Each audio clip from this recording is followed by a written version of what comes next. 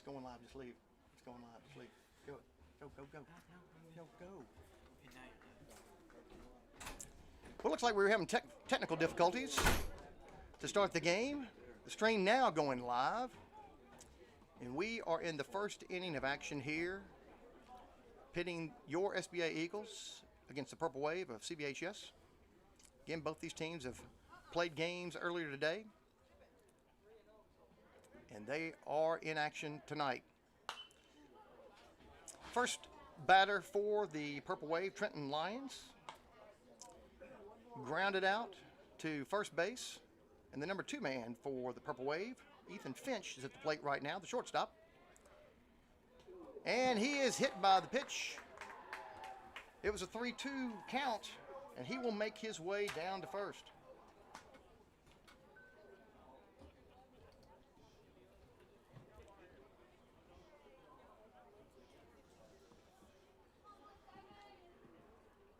So that's going to bring Hank Stallnaker up to the plate, the right fielder, lefty, for his first plate appearance of the evening. Here comes the first pitch.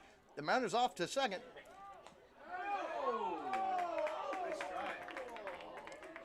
It was a close one. The field umpire said, "No, sir." And the Purple Wave quickly have a runner in scoring position at second base.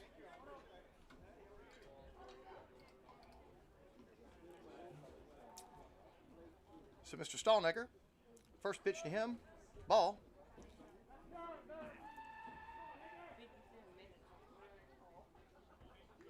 As he steps out of the box, now he's back in.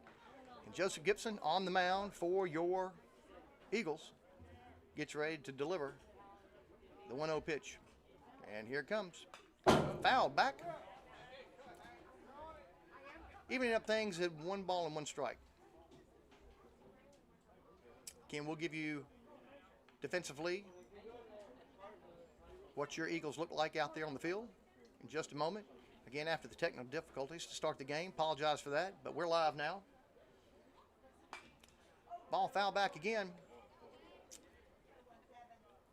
Gibby now has a 1-2 count on the current Purple Wave batter.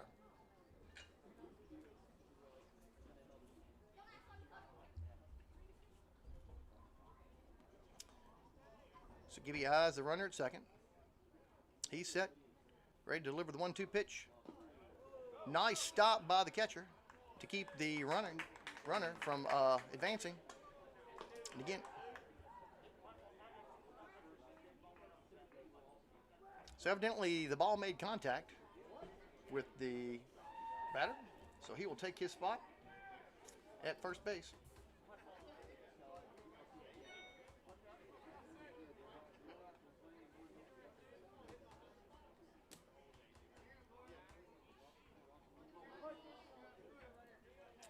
So the fourth batter for the Purple Wave makes his way to the plate, and that would be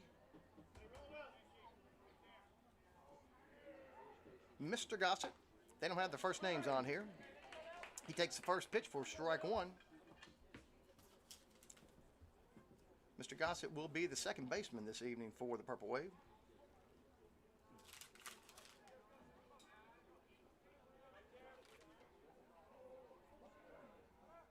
A little outside. Catcher was ready to fire at the advancing runners, lost the handle, and both the runners will advance safely to second and third.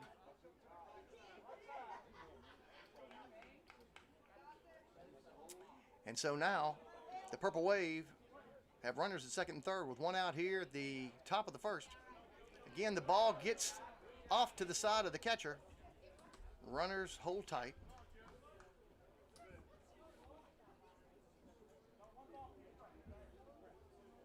And so the count now is 1-2, 1 ball, 2 strikes.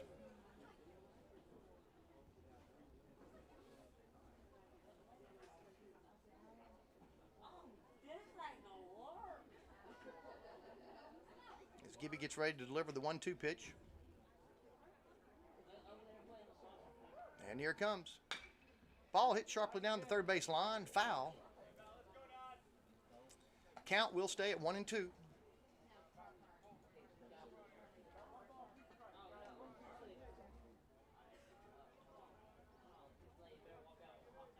So again, 1 ball, 2 strikes to Mr. Gossett.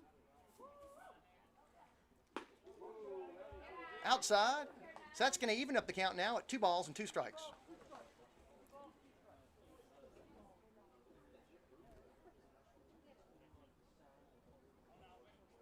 Still here in the top of the first inning here. Oh, just missed the inside corner. And that's going to bring the count now to Mr. Gossett to full. Again, to remind you, Purple Wave have runners at second and third base. And the 3-2 pitch hit sharply out into right field. Right fielder's there to make the tag. Makes the throw in. But the Purple Wave runner is going to slip past the catcher for the first run of the game.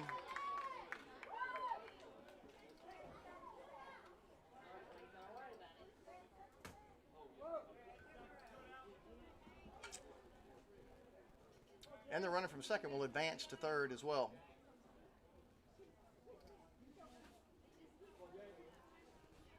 So number 15 makes his way to the plate.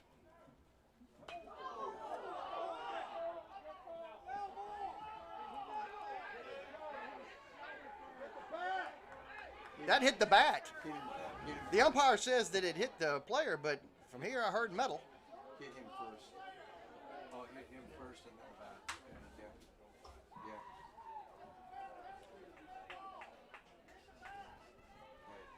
It hit his shoulder first.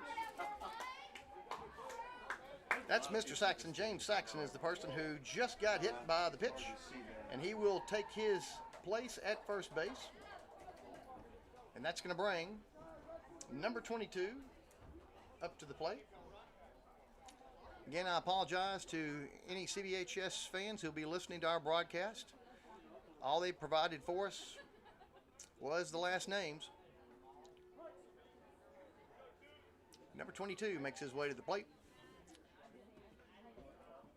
Bernard. Check swing off the bat. Foul for strike 1.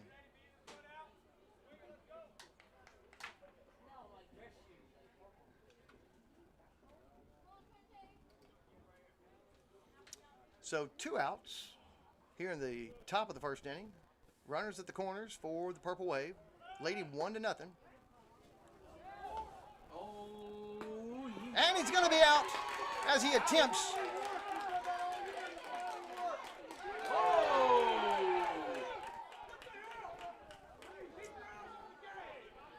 attempts to steal home, and he's thrown out as the runner from third ran straight into the catcher. A little confrontation between the catcher and the runner at third.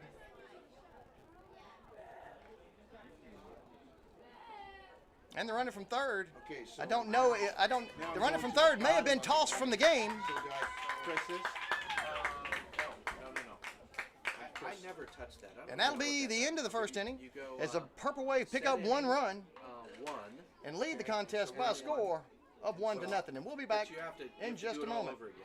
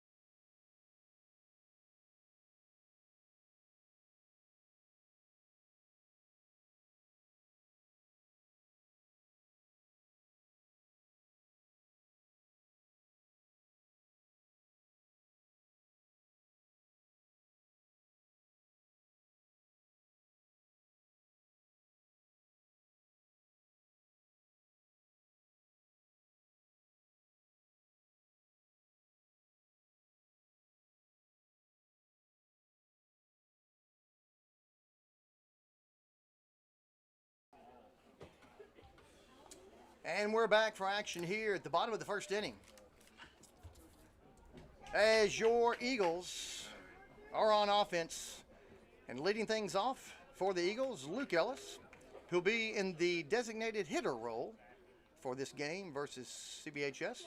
He steps up to the plate for his first appearance of the evening. And the first pitch to Luke. It's going to be low and inside for ball one.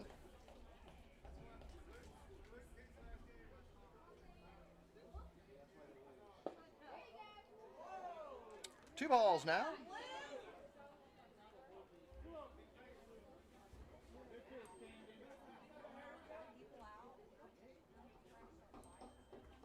And the third pitch. Fouls back. So the count on Luke now, 2 balls and 1 strike.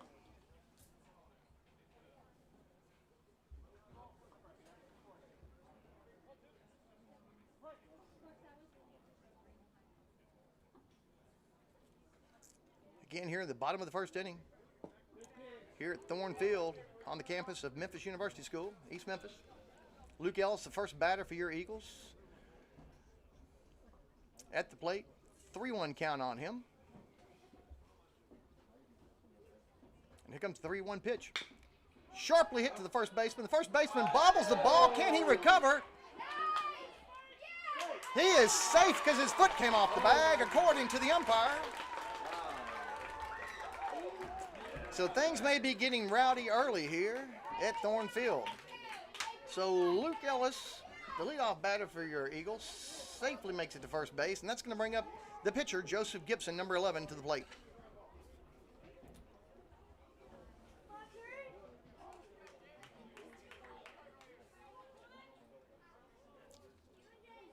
Gibby readies with Luke Ellis over on first. Here comes the first pitch. Luke is off to the races. Oh, the ball gets out into the outfield. Looked like the ball was there on time, just could not handle the throw. Ball or strike. And Luke is safely on at second. There we go, 1 out. So the leadoff batter for your Eagles on second. Second man at the plate, Joseph Gibson. Little conference now here between the catcher and the pitcher. Gives us a chance to catch your breath with all the action we've had here in the first inning. Again, we'll have to get back to you on that controversial play that ended the first inning. Looked like the home plate umpire tossed the runner from Christian Brothers, who was coming in from third to home, saying that he used his elbow as he approached the catcher at home plate. More to come on that as we move forward in the game. So here comes the pitch. Gibby showed bunt. Luke had a big lead and was a little bit slow coming back to first. Second, and the catcher challenged him a little bit. Luke's safe, though, back at second. Yeah, he's really an athlete. He's just a solid. So a 2-0 count to Joseph Gibson with a runner at second here in the bottom of the first. No outs yet. Outside and low for the third ball of the exchange here.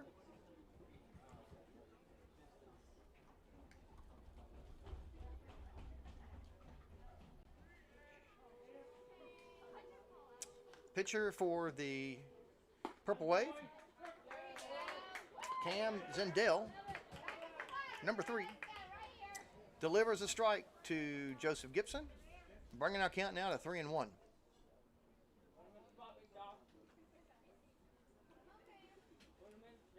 Again, just the second batter for your Eagles. Here comes the pitch.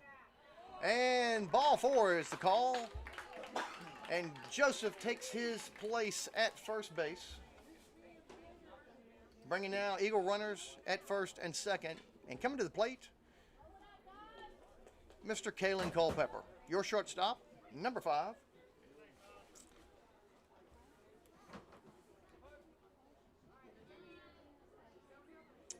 Kalen steps up to the plate for his first pitch of the exchange. There's another kid I've been watching since he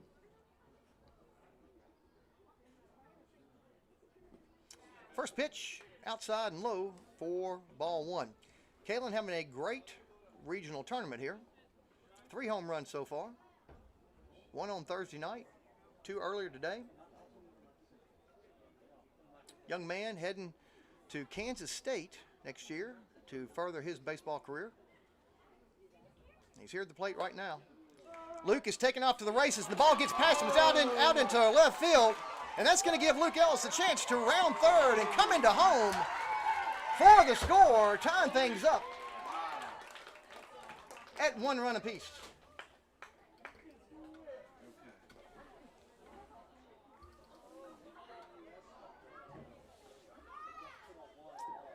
Again, the catcher had a bead on him. The third baseman could not handle the exchange and gave Luke the opportunity to come home. Oh, Kalen swings at one, misses it, gets past the catcher, and Gibby's off to the races to third base. And so now we have Eagle runner, third base, Kalen Culpepper at the plate. I've lost track of the count. I think it's 2 balls and a strike.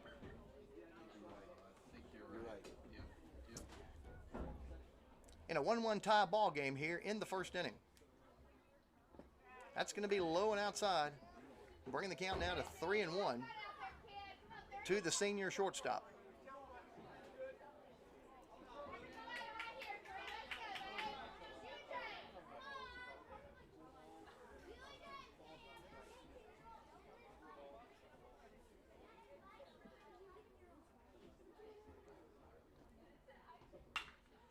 Off the handle of the bat, over to the second baseman. The second baseman tosses it over to first base for the first out of the inning, but not until Joseph Gibson crosses the plate for the second score for your Eagles.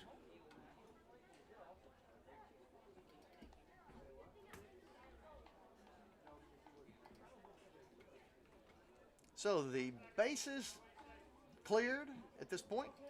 1 out here for your Eagles. Here at the bottom of the first.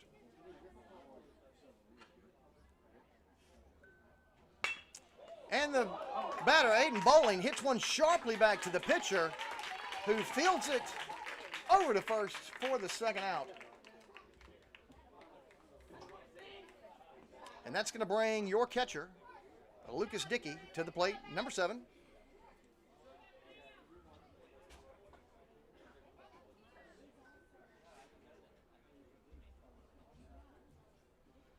As Lucas gets ready for the first pitch, here with 2 outs here in the bottom of the first. A little bit high for ball 1.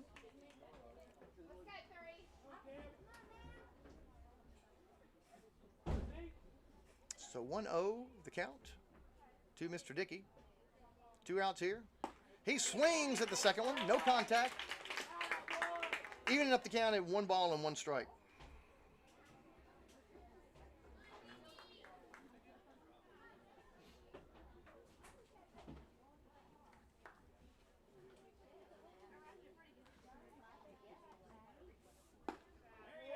There's a strike.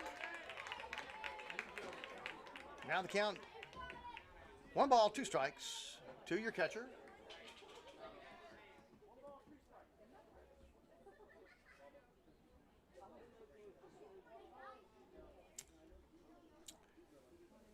Lucas, the 5th batter for your Eagles here in the bottom of the first.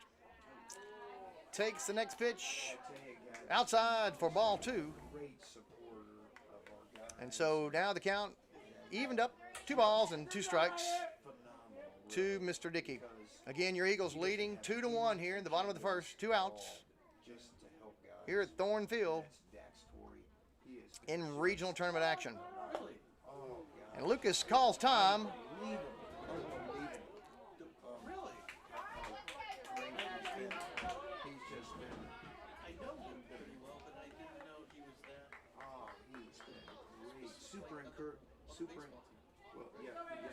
Super encouraging.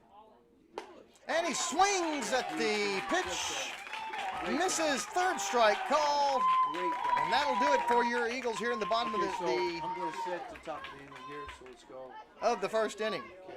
So if you're Set. keeping score at home, 1. Okay. your Eagles had 2 runs cross the plate, and through 1 full inning to play, lead the contest by a score of 2-1. And now I And go we'll in be there back again? in just a minute.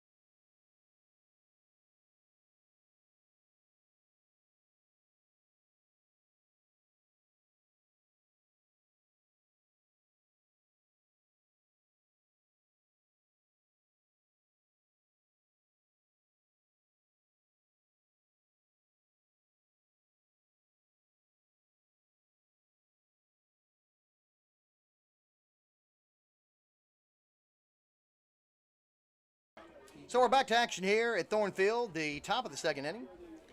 Yeah. Continuation at bat for Mr. Bardon, who was at the plate when the last out occurred. So here he is again, the lefty. And the first pitch finds the inside corner for strike 1. More than baseball. They go to church together. Yeah, There's it's good. Warren and Dax and Ben and a couple other guys. They're all buddies. And Ben quit going to our church because he wanted to go to Gracie to hang with those guys, which is fine with us. well, There's 2 strikes on Mr. Bardon. you know, I got to tell you that he's been great encouragement. I'm glad to hear. Yeah, yeah. That one's going to be outside. Bringing our count now to 1 and 2. Take those guys. They'll go. Trying to catch up on the graphics over here. Yeah. Kind of a crazy start to the game here with the technical difficulties and the lack of a roster from the Purple Wave. So following an 0-2 count, the last 2 pitches, both balls, evening things up now here to 2 and 2. That's good. Again, we're at the top of the second inning here.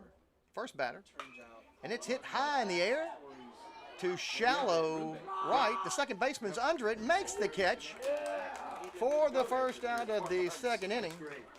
You know, somebody to encourage him and to help him show him the ropes, show him around campus. You know, And that's going to bring to the plate number 7, Barton Barker. that can help him navigate to get baseball, this, and maybe have some other folks that Barton is the third baseman for the Purple Wave this evening. sort of get through. So he makes his first plate appearance. And the first pitch to him is right in the strike zone for strike 1. Yeah, you don't know. You raise your kid and they all. Gibby's next delivery. They got one. That caught the outside corner as well. So Gibby jumps out to an 0-2 count on Mr. Barker as he gets ready to deliver the 0-2 pitch. Here it comes. Okay. Oh, he went.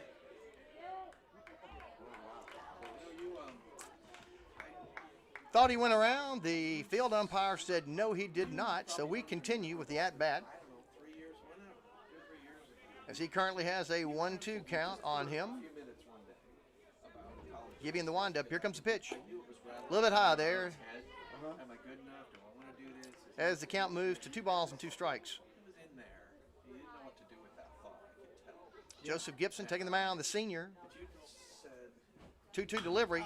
Ball hit sharply down the first baseline, foul. one day, and you said So the count will remain at 2 and 2. Again, 1 out here for you, in the top of the second inning. you needed baseball. Score, It was a necessary. 2 runs for your Eagles, 1 run for the Purple Wave, but we're early in action here at Thorn Field. A kid had to ask himself, And the pitch. That's high. And that's going to send our count full at 3 balls and 2 strikes. See if Gibby can put this guy away. Here comes the pitch. Puts the ball high down the first base line. I can't talk here. Hits the tree. Drops foul. Anyway, but you said something very smart, which was As Mr. Barker comes back to the batter's box with a full count still baseball. It's a college. It's your life experience. It's a total thing. for the Purple Wave. That was good advice. You know, Ben, Gibby wind up. Here comes the 3-2 pitch. I'm thinking Did not find the strike zone. at Rhodes, And you know, the Purple Wave batter will take his place at first. baseball, he can experience college. You know, he can, and you know, a lot of guys, they go to the wrong So number 14, Mr. Heffernan. looking at the total experience. No first name on him. And, you know, if you do Again, put all your eggs I only read what the coaches give me. and But I can tell you that he's number 14 in left fielder. it's not going to be what you think. As And Gibby gets ready to deliver to him. yeah, it's not Didn't find the outside corner, according to the umpire. So a 1-0 count is where we are with Mr. Heffernan. it's going to be great. You know, like if you were to talk to Ball hit sharply out into right field. I can't even talk here. That's going to be extra bases for the base runners. And after the ball finally gets into the infield, the Purple Wave finds themselves with runners at first and third with 1 out. hey, every day, every single day, AJ's here.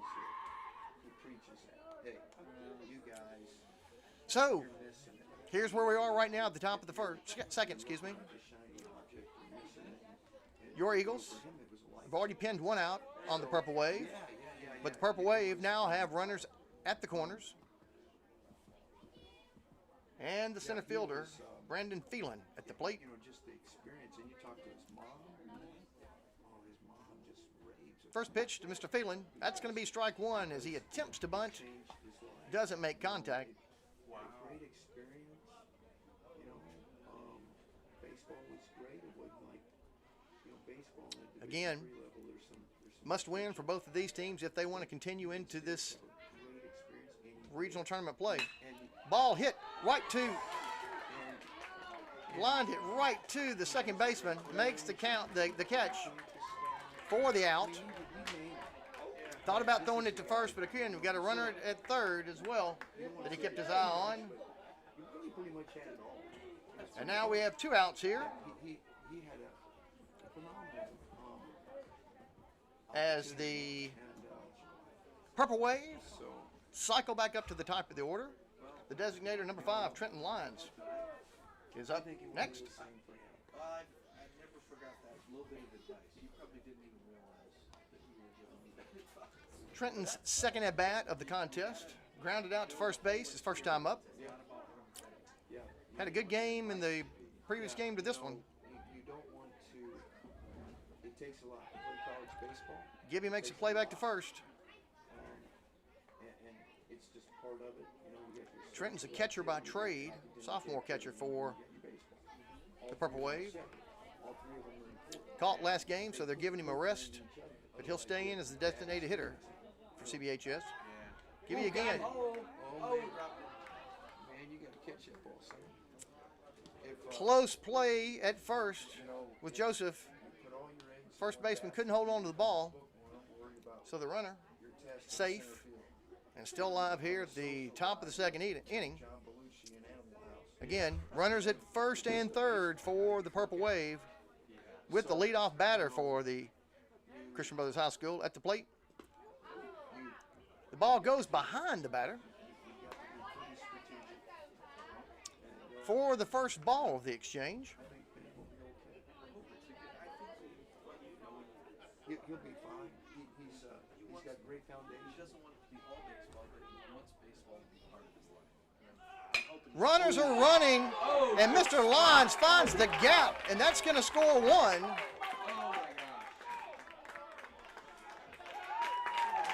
And Mr. Lyons is in second with a stand-up double. That's a run. That's a hit.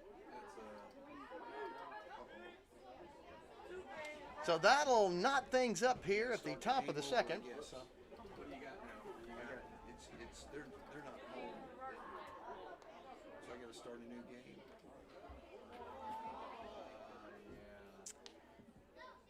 Next batter for the Purple Wave makes his way to the plate. Top of one. Go to top of one. Ethan Finch.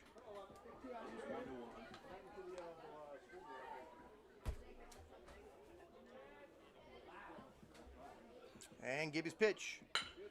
Ball hit out into center field. The center fielder's tracking it. The catch is made for the third out of the inning. So 1-1, right? But the Purple Wave do get a run across the plate. And now through 1.5 innings of play, now we go to tied things up at 2 runs apiece. And we'll be back in a minute.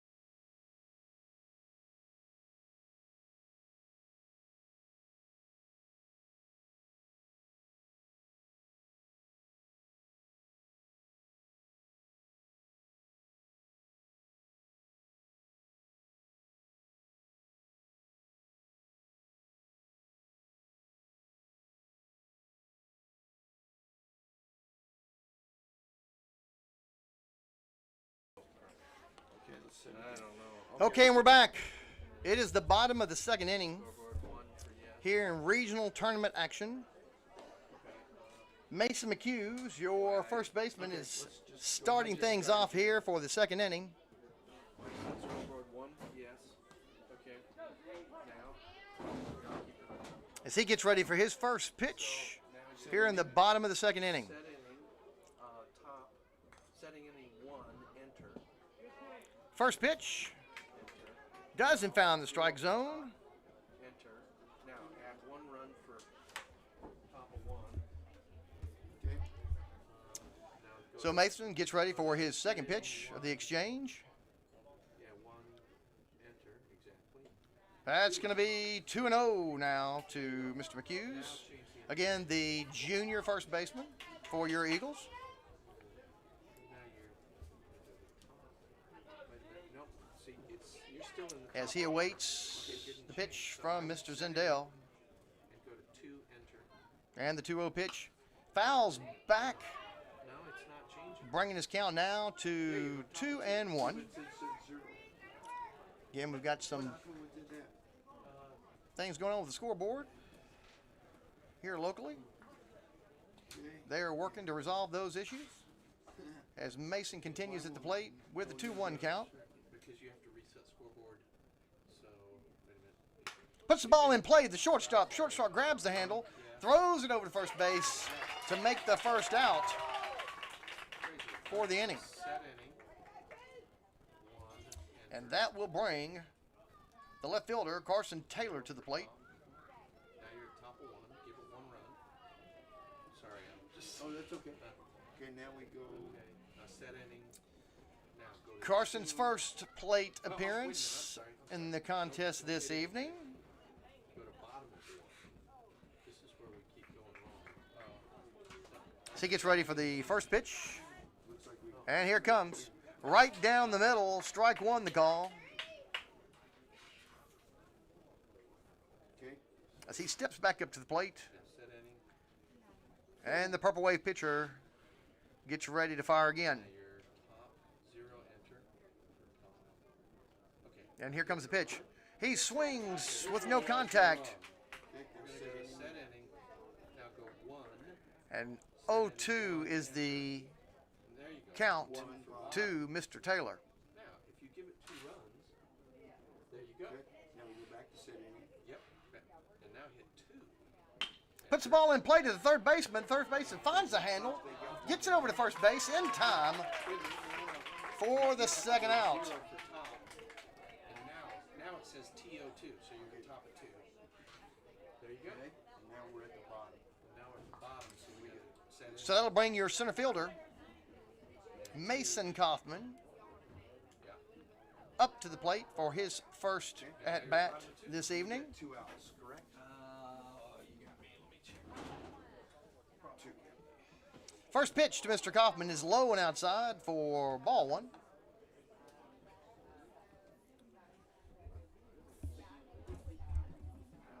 Ground. Yeah, I got 2 outs. Just keep an eye. Okay, good. I keep an eye. So Mason That's great. That's great. puts the ball back over the backstop. Do it. So 1-1 now the count to your Eagle center fielder. Again, things knotted up at 2 runs apiece here at the bottom of the second. As both of these teams are hoping to continue on to the championship series that will take place here at Thorn Field on Monday. Next pitch delivered to Mr. Kaufman, called ball. So the current count to the center fielder, 2-1. Here again, 2 outs here in the bottom of the second. Bases wide open. Well, there's 3 local boys there.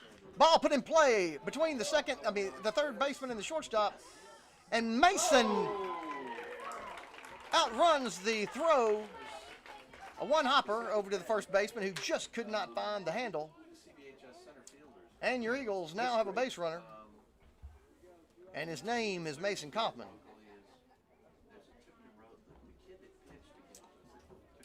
So, Up there, Noah Rowland. winding up the batting order for your Eagles, Yeah, he's good. the third baseman, number 21, Cooper Bird.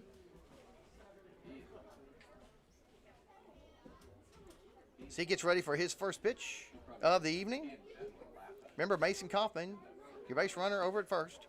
That was the Ben Hatter. First pitch to Mr. Bird, outside and ball 1. That's it. That's right. That was really incredible.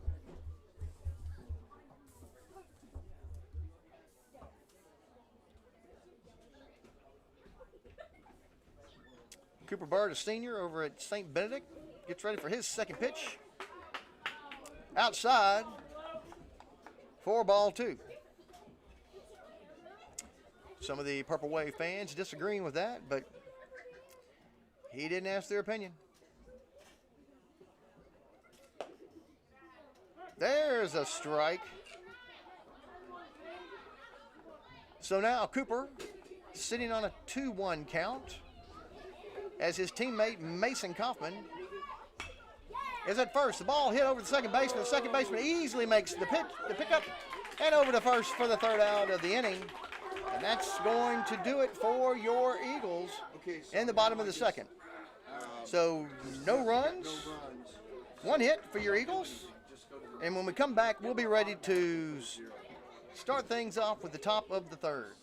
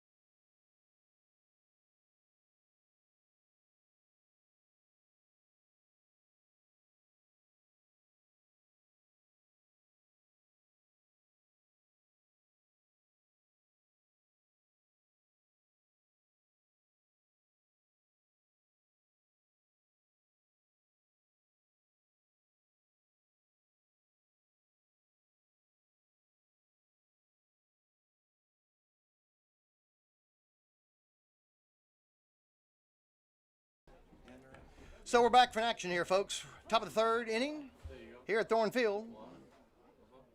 Okay. Hank Stallnecker, first batter for the. No, I take that back. Mr. Stallnecker, I believe, is the individual who was tossed. So number 24 is in the game now.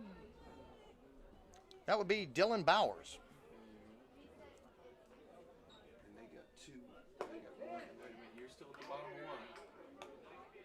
See, it says BL1. So I put 0. Oh, wait a minute. See, what do you want? Put it on there. Gosh dang it. You just finished the top. And there's the second strike. Just watch your language while we're live. Sorry.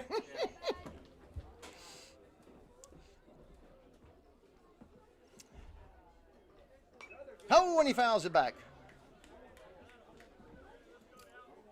Again, 0-2 is the count to Mr. Bowers. Did you guys borrow the scoreboard from SBA? No, no. Harding. Okay, And ball is the call.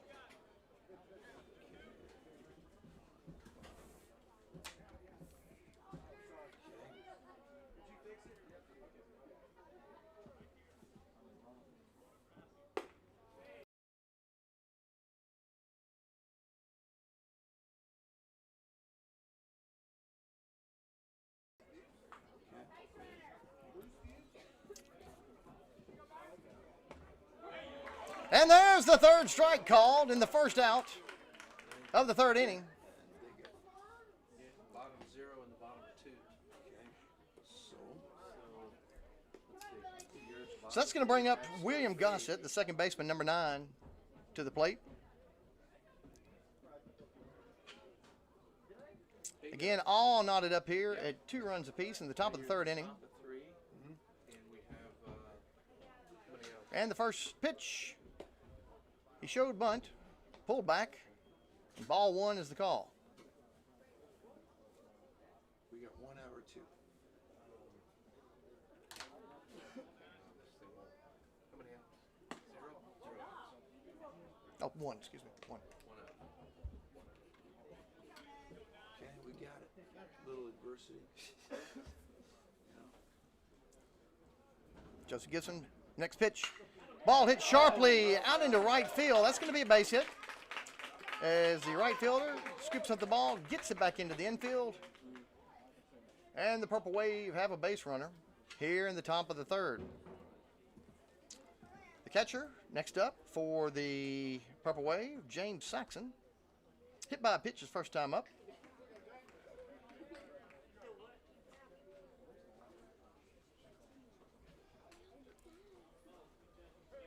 And now he finds himself at the plate with a teammate at first. Gibby making a move over to first. What is that guy? And he's back safely.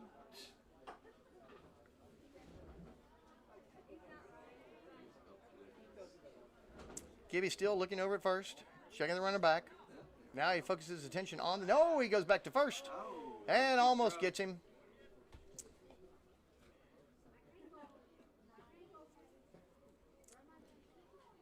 Just trying to keep the runner honest. He still eyeballs him. Now he's looking at the batter. He's back to first. Again, a little high, though. And the runner is safely back. Again, we're in the top of the third inning here. Thorn Field. 1 out. Base runner at first for the Purple Wave. And the pitch. Fouls it back.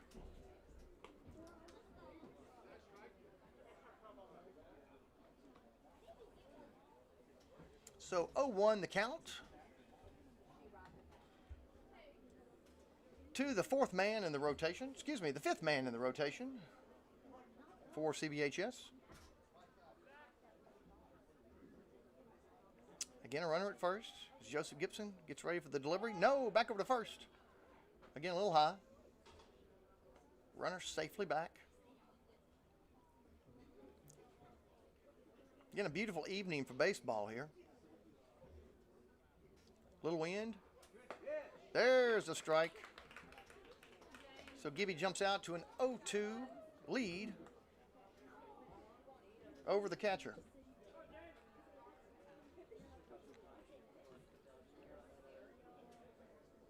Again, 1 out already here at the top of the third. An 0-2 count on the batter.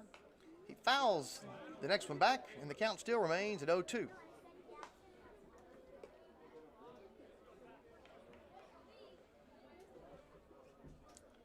Again, this is kind of, if this were wrestling, this would be a loser leave town match between these two teams, as the winner will move on to Monday's championship series against Briarcrest Saints.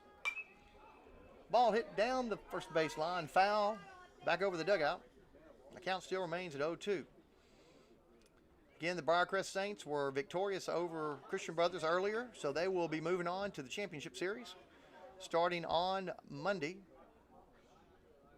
The winner of this game will do battle against them, and the loser will be done for the high school season. Nice stop by the catcher to keep the runner from advancing. And that'll record the first ball in the encounter. So 1-2. Now to the catcher. Gibby becomes set, delivers. Just not high enough. Across the plate, but just too low. And that'll even things up at 2 balls and 2 strikes.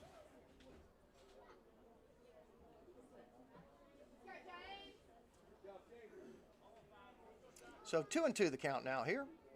1 out, top of the third. Puts the ball in play with a little chopper. The third baseman comes up. He throws down to first. And the umpire calls him out as the runner advances to second.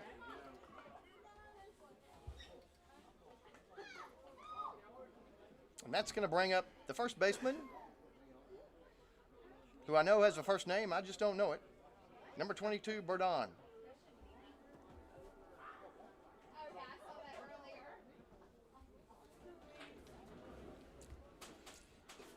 So the Purple Wave have a runner at second. And the batter hits one down the first base line. It's going to be foul, though.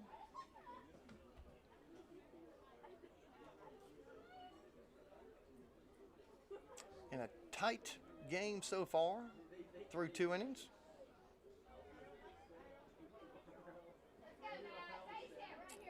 As Joseph gets ready for the 0-1 delivery.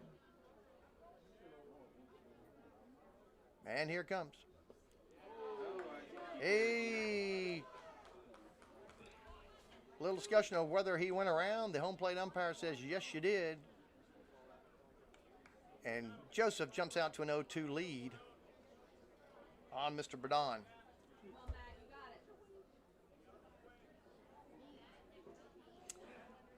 So Gibby 1 strike away from getting his team back into the dugout. Good block by Lucas to keep the runner at second. And with that pitch, the count now is at 1-2. Hear the train whistle in the background.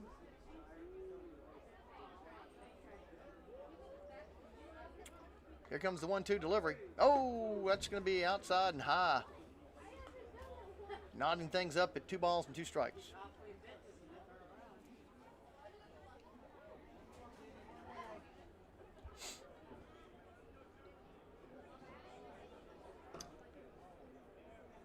Two-two pitch on its way.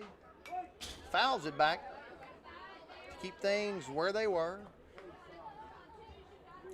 Again, the Purple Wave, specifically Mr. Gossett, sitting on second base. There's 2 balls, 2 strikes, 2 outs in a 2-2 ball game. And the 2-2 pitch. Oh, it was close. But the umpire said no cigar, and we're at a full count to the first baseman. And the 3-2 pitch. He fouls it back to stay alive.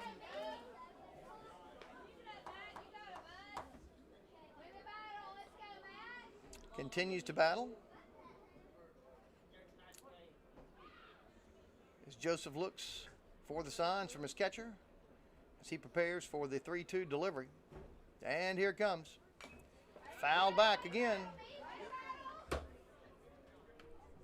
Count still remains the same.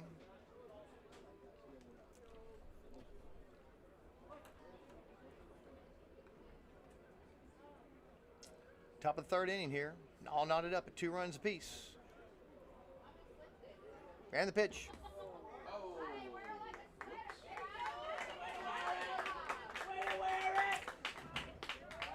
And that was the 4th ball. So he will take his place at first. And as the ball slipped past the catcher, allowing the runner at second to make his way down to third. Thank you. I really appreciate it. So runners now at first and third for the Purple Wave. Exactly. Yeah, thank you. Thank you All for right. everything. Okay. All right, I'll see you again. See ya. Sure.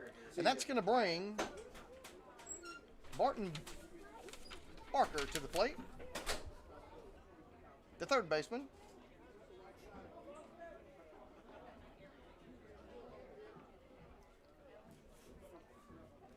Number 7, Barton.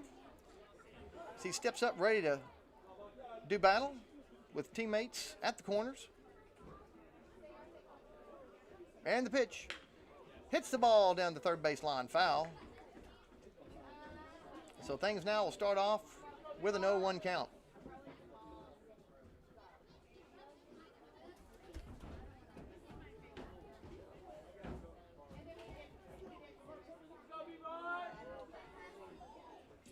So 0-1 is the count.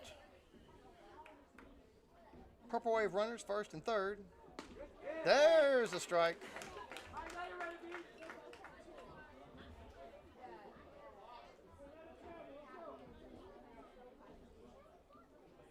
So 0-2 now, the count to the current batter.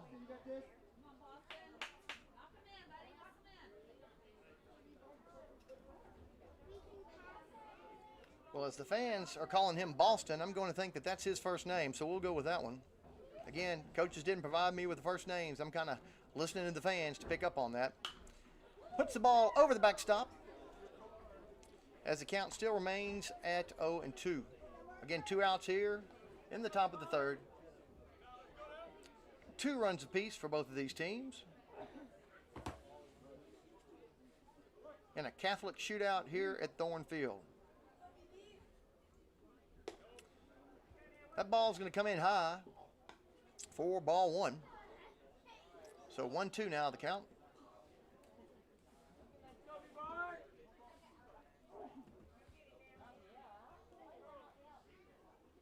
One, two, 2 runners on.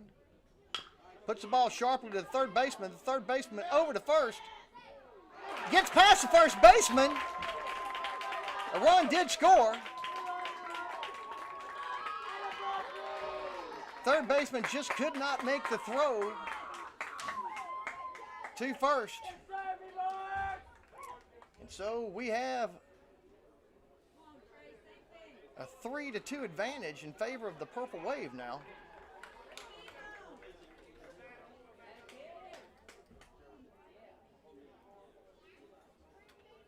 And now currently have runners at second and third.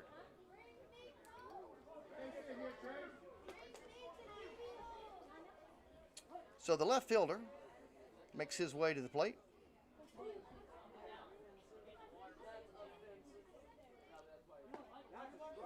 There's strike 1 to Mr. Heffernan.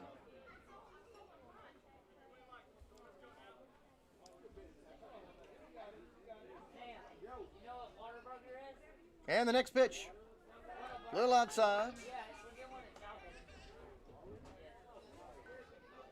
1-1 now the count.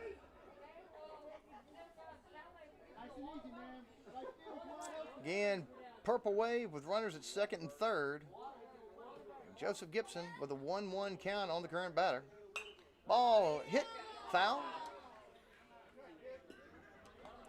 Is Giddy now at a 1-2 advantage to the current batter.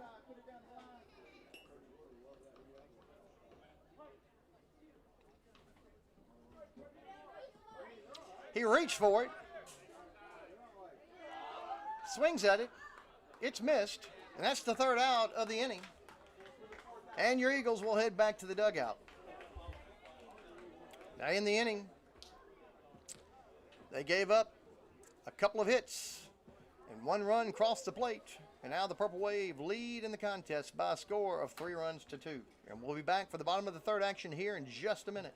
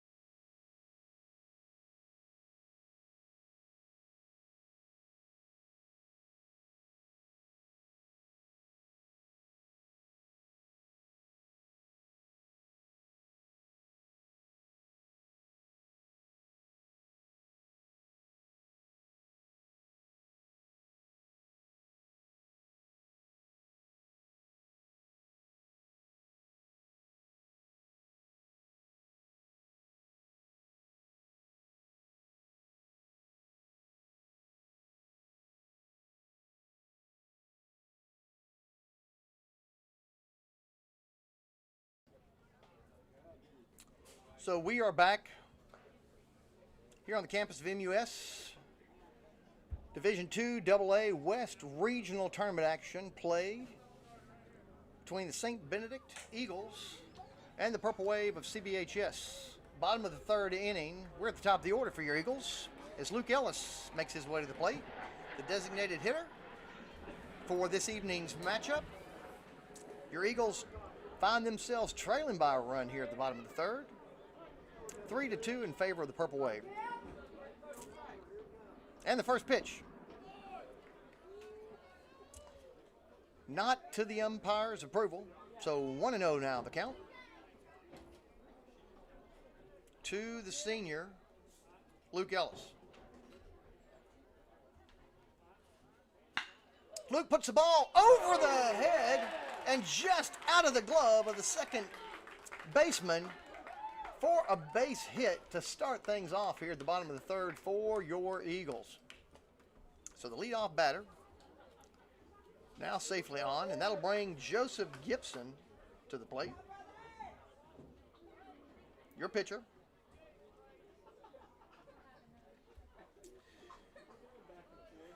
Joseph reached first base his first time up on 4 balls. And now here he is at the plate again with runner at first. And the first pitch called strike. Again, we're at the bottom of the third.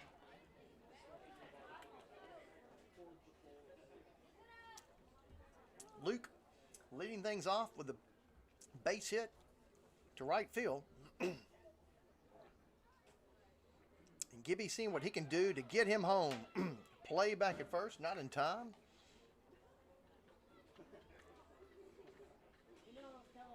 Gibby trying to get Luke around to tie this game up.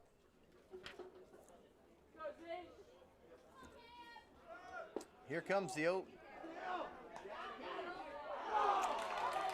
Luke was off to the races. It was a close play at second. He tagged him on the back. The umpire said he had his hands on the bag. I'm not going to argue with the umpire. And Luke is safe at second.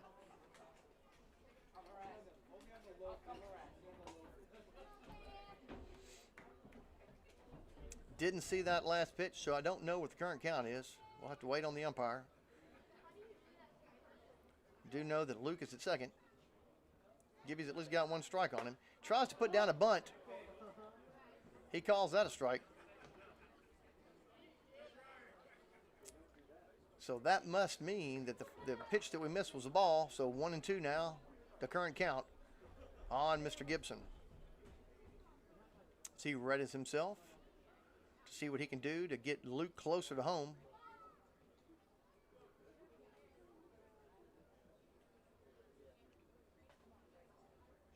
Pitcher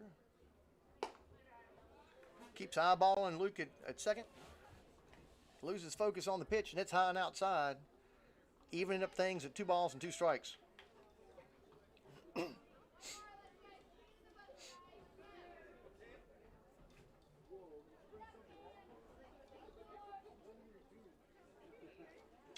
So 2-2.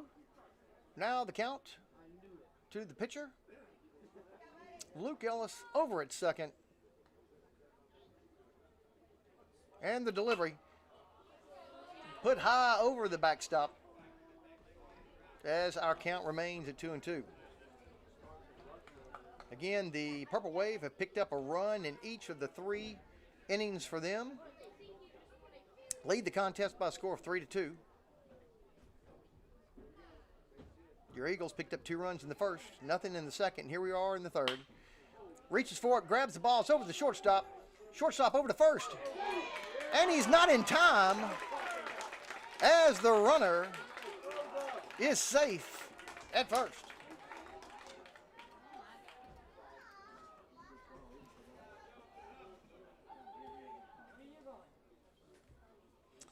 So if you're keeping up at home, your Eagles have runners at the corners. Kalen Culpepper takes his place at the dish. Grounded out. His first time up. And the first pitch to Kalen is high for ball 1.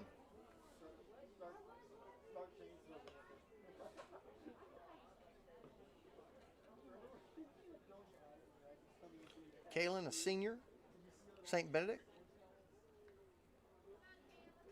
He's had a strong regional tournament so far. Puts the ball high in the air. Don't think there'll be room. Oh, it hits the top of the dugout. Foul ball.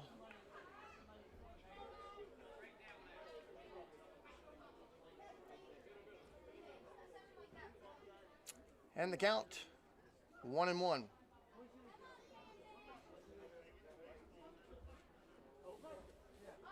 So Kalen readies himself for the 1-1 pitch. Again, Gibby over at first, Luke over at third. Puts the ball into the backstop for the second strike of the at-bat.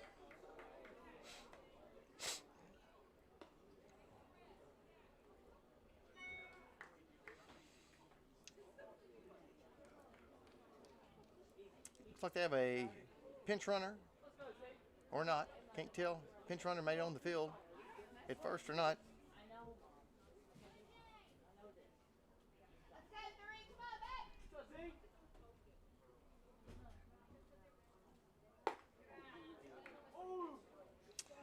Next pitch, a little on the high side. So that'll even things up at 2 balls and 2 strikes to the senior shortstop, Kalen Culpepper.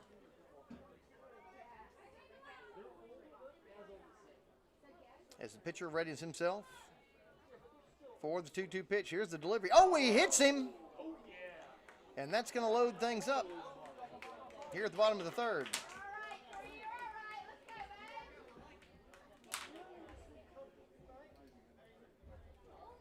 So here's the situation. Your Eagles have runners at first, second, and third. No outs here in the bottom of the third.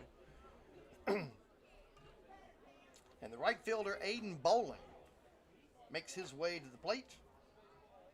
Grounded out to the pitcher his first time up. Hard hit ball to the pitcher, might add.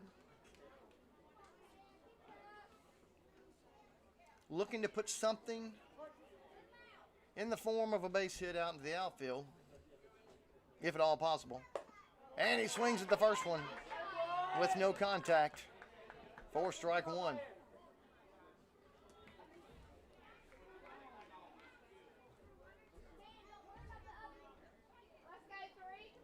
Again, we're here at the bottom of the third. Eagles trailing by 1, but bases loaded with no outs. And the next pitch high and inside to even things up at 1 ball and 1 strike.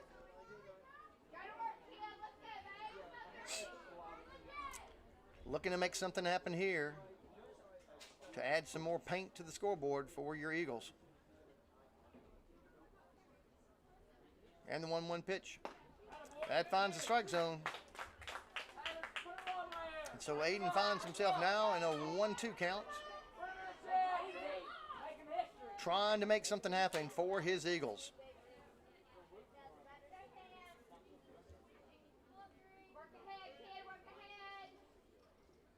This pitcher gets ready to deliver the 1-2 pitch. Here it comes. That ball is not called a strike, much to the dismay of the fans. And now Aiden sits on a 2-2 count. As the crowd starts getting vocal.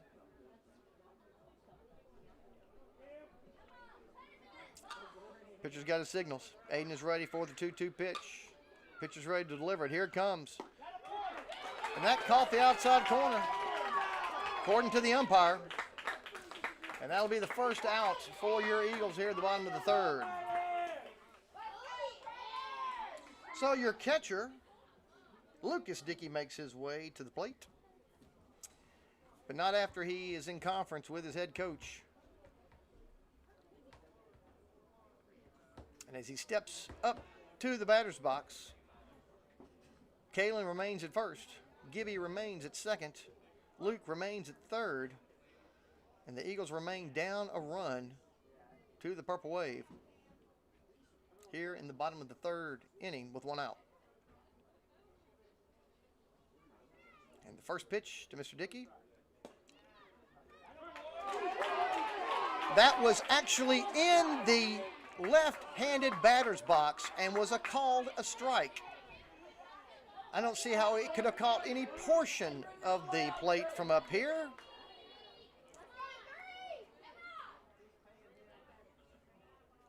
That was interesting. Ball hit sharply to the second baseman. They make the double play. They get out of the inning unscathed.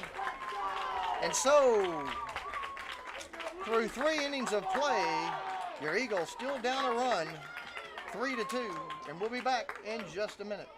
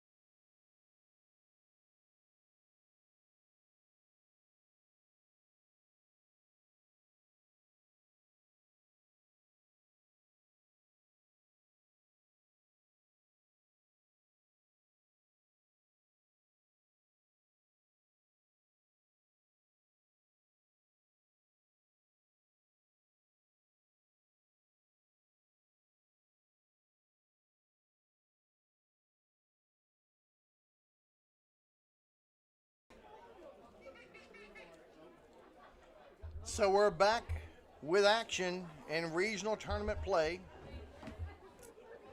Your Eagles on defense here, the top of the 4th inning.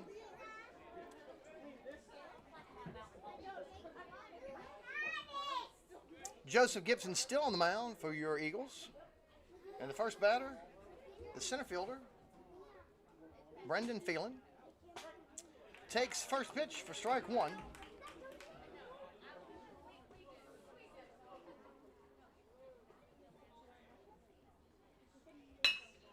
Hits the ball to the first baseman.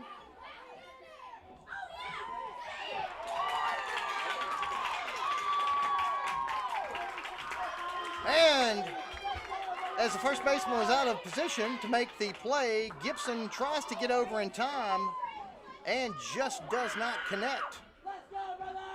And the runner is safe at first.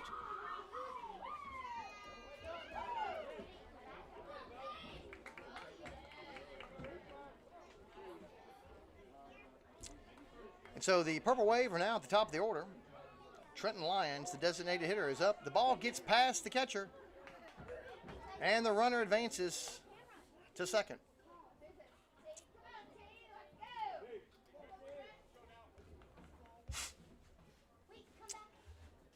So Trenton now with a 1-0 count on him.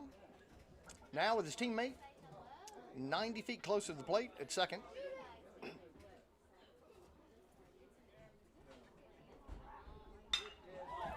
Puts the ball high into left field. Left fielder's trying to track. Is he there? He gets the ball. There's going to be a tag at second. And the runner is safe at third. And so the sacrifice fly successful. As again, the runner advances another 90 feet.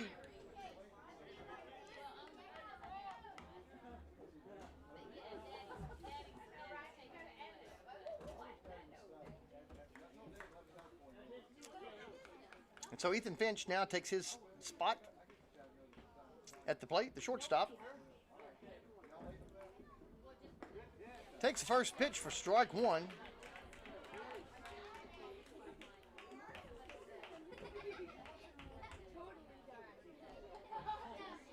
Again, we're at the top of the fourth inning here. Thorn Field, campus of MUS. That ball's going to be outside. Your Eagles, in a matchup here in regional tournament action, find themselves down a run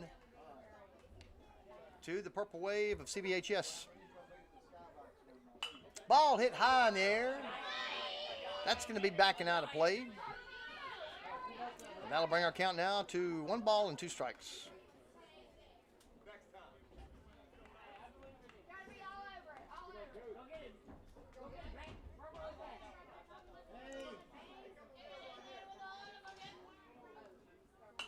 Oh, and the batter reaches to make contact, and he does, but fouls it back as our count still remains at 1 ball and 2 strikes. Top of the fourth inning here, just 1 out on the Purple Wave thus far. Ball hit out into right field. It's going to drop foul, just barely foul, as Aiden Bolin was hustling to get over there. Fortunate to drop just foul, or that could have been extra bases as well, and definitely a run scored. But that's not the case, and the count still remains at 1-2 to Mr. Finch. And the 1-2 delivery. Nice stop by the catcher to prevent a run from scoring, and that'll move the count to 2-2.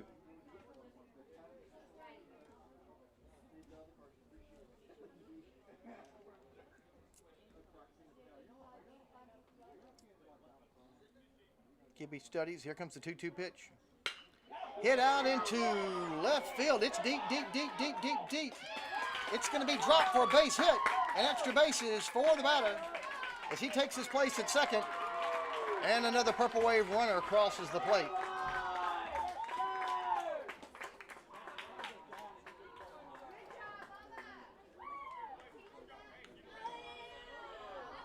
So that'll bring our score now to 4-2 in favor of CBHS. That'll bring another batter to the plate. And that batter is Dylan Bauer. And the first pitch, low for ball 1.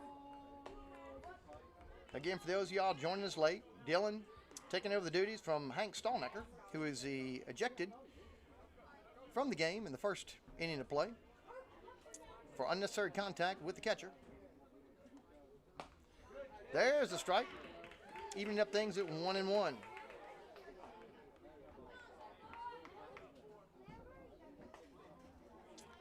Don't know if we ever really set the defense for your Eagles since we had the technical difficulties up front. Ball hit back, foul. So 1-2 now the count. Out in the outfield and right, you got Aiden Bowling, center fielder Mason Kaufman, Carson Taylor out there in left. First base, Mason McHughes, Seamus Carrasco at second. Kalen Culpepper at short, Cooper Bird at third, Lucas Dickey behind the plate, and Joseph Gibson continuing to take his place on the mound. Outside pitch brings our count to 2-2. And again, another nice stop for the catcher to prevent the runner from advancing. One out here on the Purple Wave. Ball hit foul down the first base line. Again, 2-2 count here.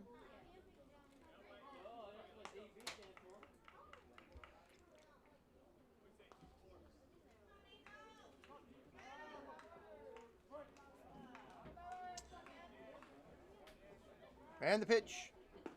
That drops in there for the third strike and the second out of the inning. And that will bring William Gossett, the second baseman, to the plate, who had a sacrifice fly in the first inning and a base hit to right his last time up. Now he finds himself at the plate with a runner at second base and his team leading in the contest by 2 runs. Puts the ball out to center field. And a diving catch made by Mason Kaufman to end the inning and send his team back to the dugout. But Christian Brothers continues their streak of a run per inning and now lead the contest by a score of 4-2. We'll be back for the bottom of the fourth action in just a minute.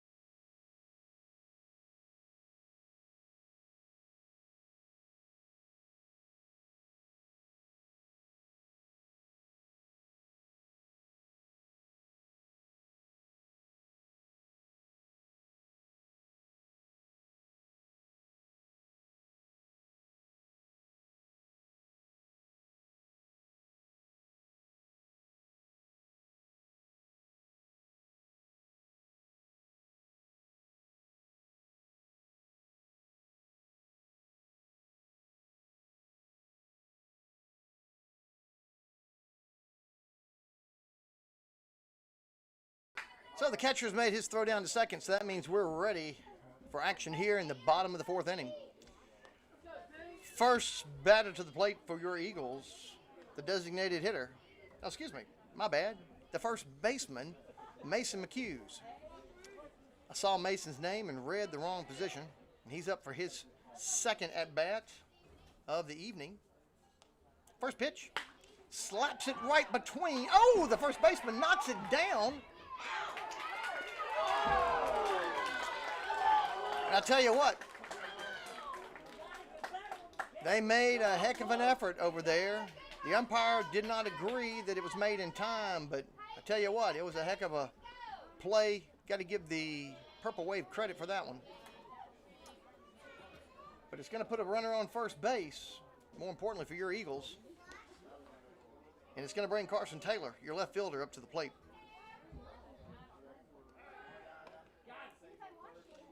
Of course, the pitcher now decides he wants to keep Mr. McHughes honest at first. Throws over, not in time.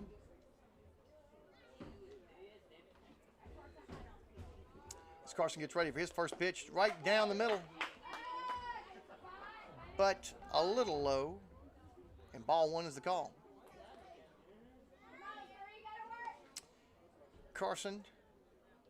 a senior, just graduated last night with 8 other ball players and 2 managers.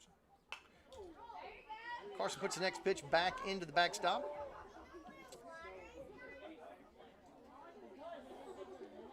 For his first strike.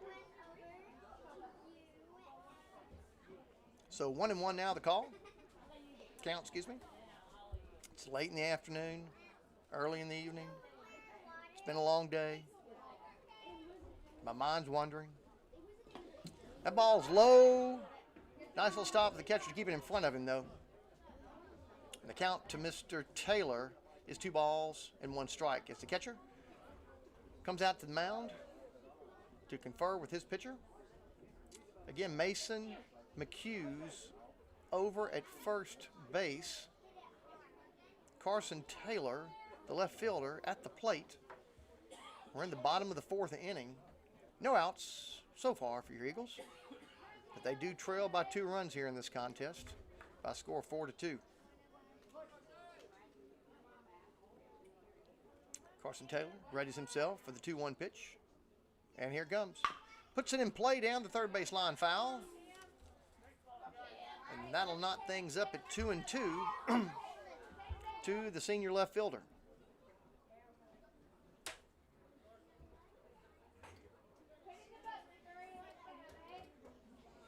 So 2-2 now, the count to Carson. Again, Mason McHughes at first.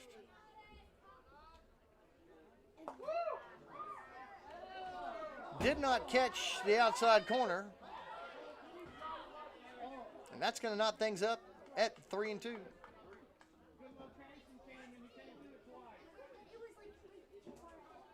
Full count now.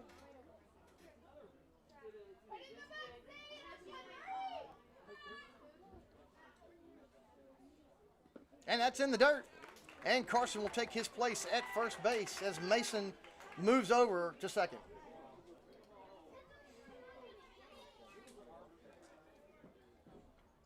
So your first 2 Eagle batters in the bottom of the 4th have reached safely. First and second now. And that brings Mason Coppin to the plate, the young man who made the outstanding horizontal grab out there in center field to end the inning for the Purple Wave.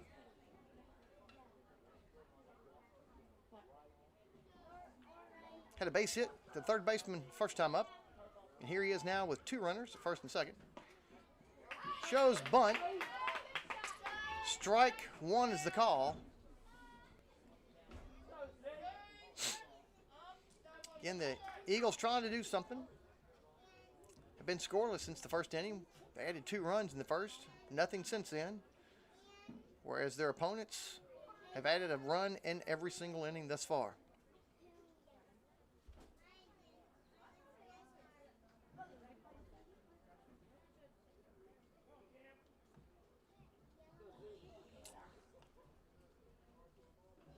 The 0-1 pitch.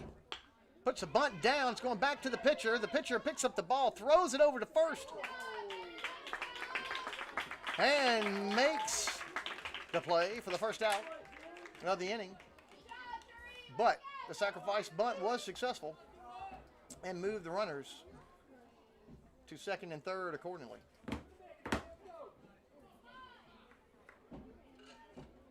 So Cooper Bird, the third baseman, now takes his place at the plate. He has runners in scoring position at second and third. Grounded out to second his first time up. Now he's hoping to get these teammates of his across the plate. Base hit would sure help do that.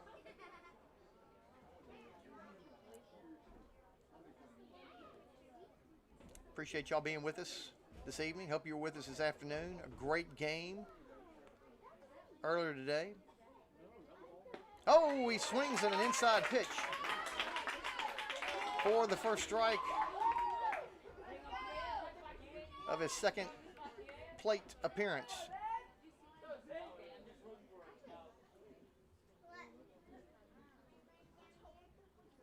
As the pitcher readies himself. 0-1 count. It's going to be outside. 1 ball, 1 strike now to the senior third baseman.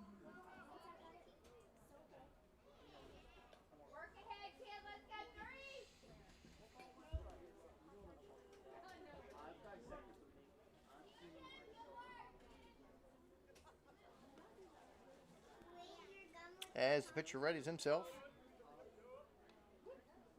Swing and a miss from Mr. Bird. And so now the count is 1 ball and 2 strikes.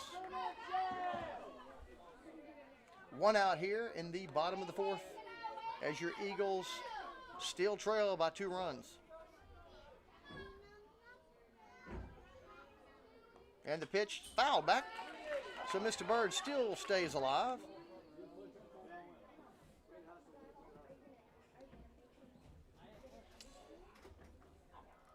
Just to remind you, we got Mason McHughes over at third. Carson Taylor over at second. Cooper Bird at the plate. Trying to move them around. And the 1-2 pitch turns into a 2-2 count. Looks like Luke Ellis, the on-deck batter. But right now our focus and attention is on the third baseman, Cooper Bird, with a 2-2 count. That's going to be high. And now the count is full.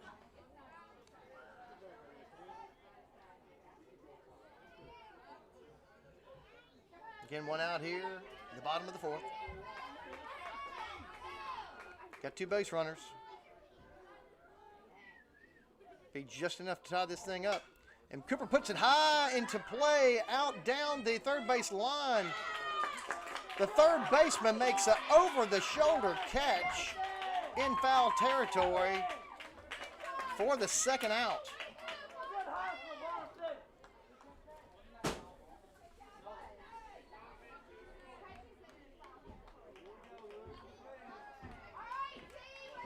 So, brings us to the top of the order for your Eagle baseball team, which means Luke Ellis is up. He's taking on the role of the designated hitter in the game this evening. Took the mound for your Eagles earlier today.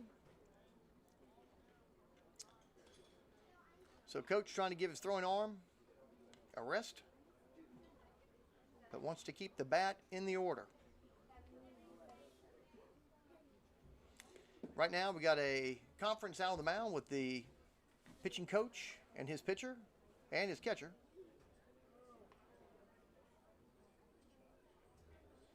Again, we'll remind you that the winner of this game will move on to meet the Briarcrest Saints in Championship Series on Monday.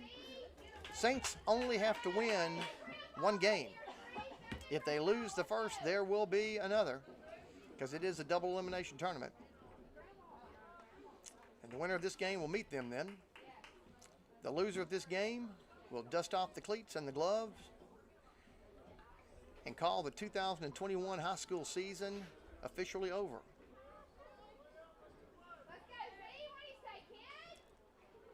I take that back. That's not the case.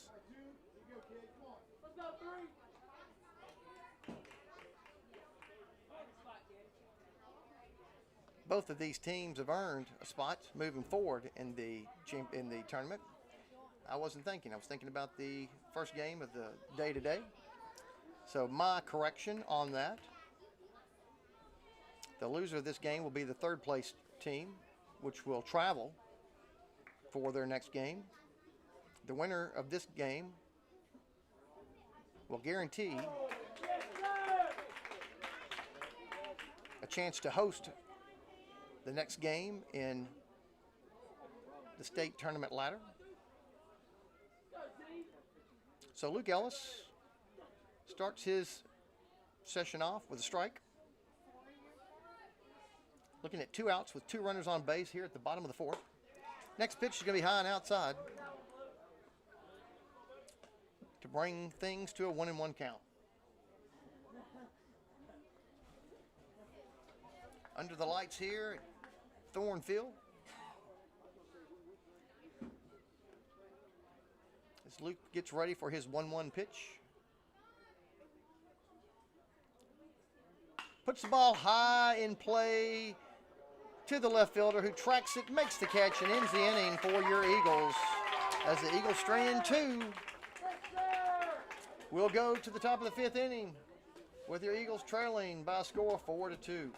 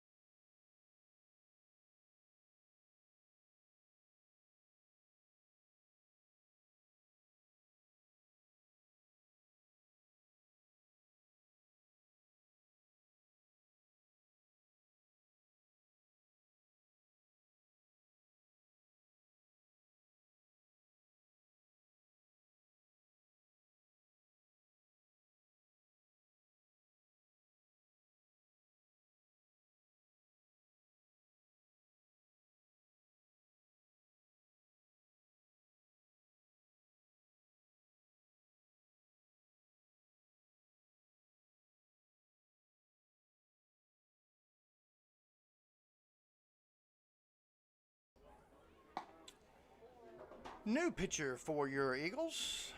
Taking the mound, the shortstop, Kalen Culpepper, as he and Joseph Gibson will switch places in the field. Gibby will take his spot over at short, as Kalen gets ready to do battle against the Purple Wave, and the catcher makes his throw down to second. That means we are ready for action here at the top of the 5th. First batter for the Purple Wave, the catcher, number 15, James Saxon.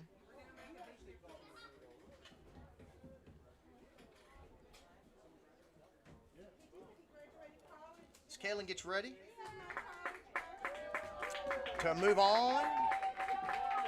And the first pitch, sharply hit to the third baseman, who throws it over to first for the first out of the inning. One pitch, one out. So far, Kalen's throwing a perfect game.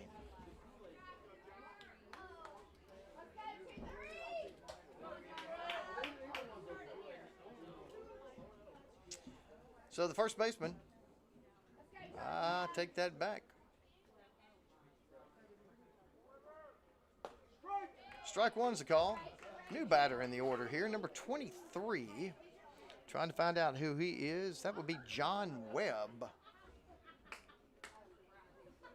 John Webb makes his way to the plate for the first time.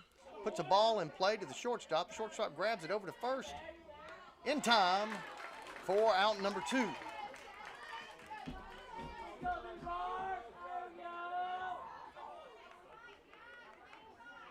So the third baseman, Boston Barker, makes his way up now to the plate.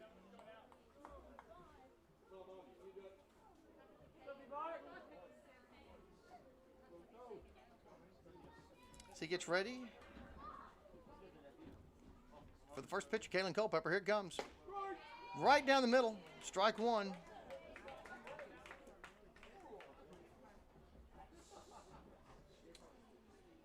Boston walked in the second inning, struck out in the third, and here he is at the top of the 5th. Did not catch the outside corner, so 1-1 now the count.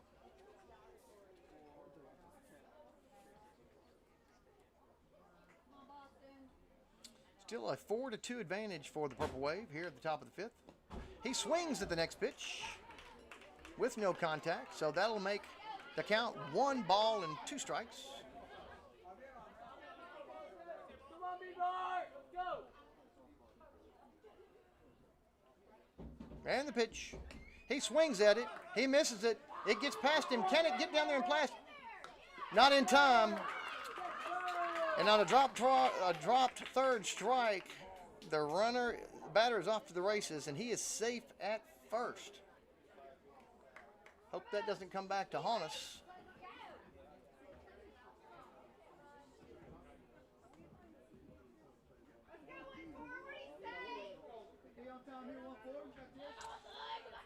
So Mr. Heffernan, number 14, the left fielder, the next batter. And the first pitch puts the ball sharply to second base. Second baseman throws it over to first and gets the out. And that'll do it for the Purple Wave in the 5th.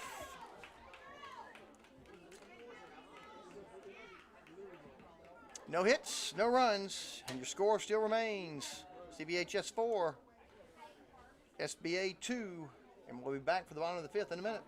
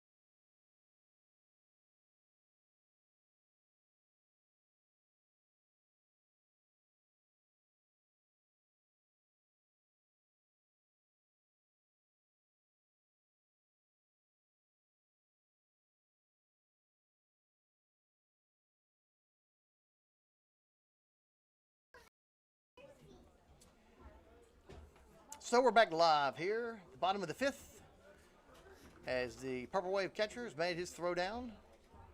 The first batter for your Eagles takes his place in the batter's box, and that would be your shortstop, number 11, Joseph Gibson.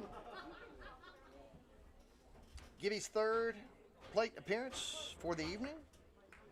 Had a walk and a base hit to the shortstop. And here he is in the 5th inning. The umpire called him on a strike. So 0-1 the count to Mr. Gibson as he does battle with Cam Zindell. Still on the mound for the Purple Wave. Swings at the second one with no contact as well. And he quickly falls behind 0-2 in the count.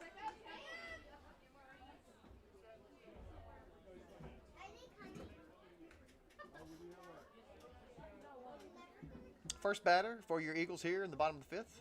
So no outs. 0-2 count now. He swings. No contact. And the first out has been registered against your Eagles here in the bottom of the 5th. And that will bring Kalen Culpepper to the plate, the current pitcher for your Eagles.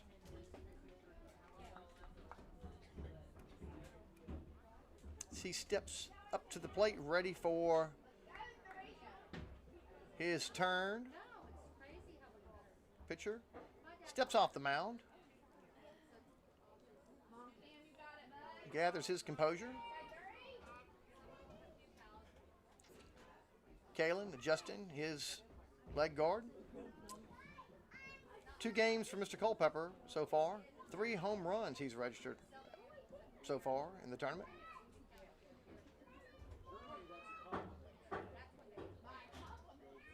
And here he is in the bottom of the 5th. Takes the first pitch for strike 1. As his team has 1 out here in the bottom of the 5th. Again, trailing by 2 runs. 4-2.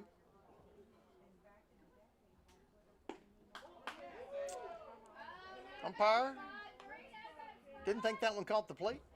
So 1-1 now, the count.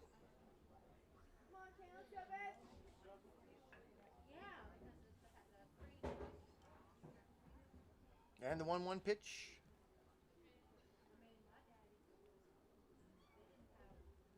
Outside and past the catcher. Bringing the count to 2 balls and 1 strike.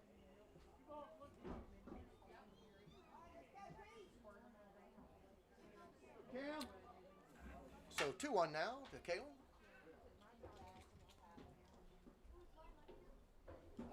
One out here, bottom of the 5th. High.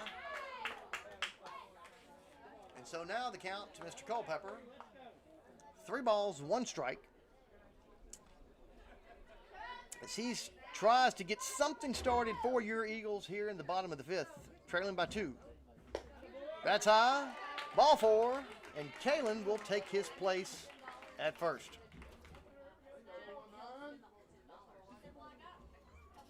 So Aiden Bowling makes his way to the plate. Grounded out to the pitcher in the 1st. Struck out in the 3rd. And now here he is with a runner at 1st, here at the bottom of the 5th. Trying to get something going for the Eagles. And the first pitch to Aiden. That's outside for ball 1.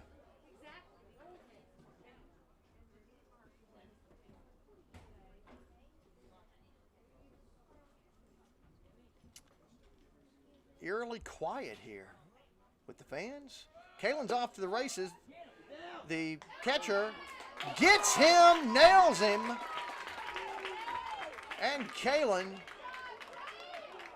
out at second for the 2nd out of the inning for your Eagles. So that changes things with Aiden. As now the bases are wide open.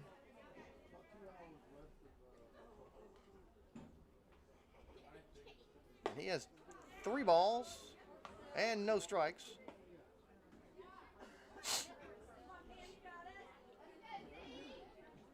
Here, 2 outs in the bottom of the 5th.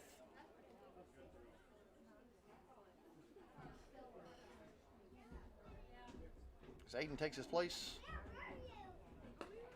And that'll be ball 4 as Aiden makes his way down to first.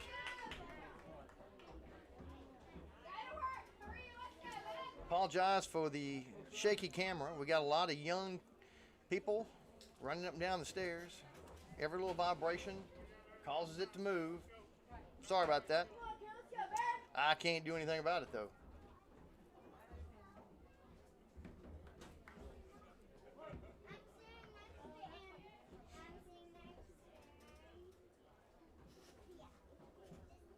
So your catcher Lucas Dickey is now at the plate.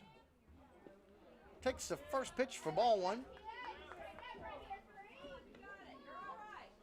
Hit into a double play his last time up. As his teammate Aiden Bowling is over at first. Swings at the next pitch with no contact. And so things now are all knotted up at 1 ball and 1 strike.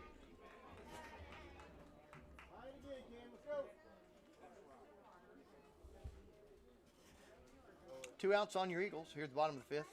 Again, they still trail by 2 runs. Got a runner at first. And Lucas Dickey at the plate with a 1-1 count. Gets past him. Aiden's off to the races. He'll be safe at second now.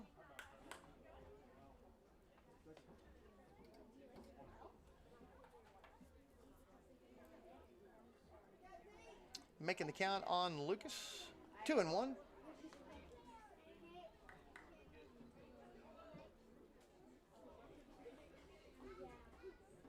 Catcher and the coach heading back out to the mound to talk to the pitcher. as Lucas goes and talks to his coach. Lucas sitting on a 2-ball, 1-strike count. And his teammate, Aiden Bowling, on second.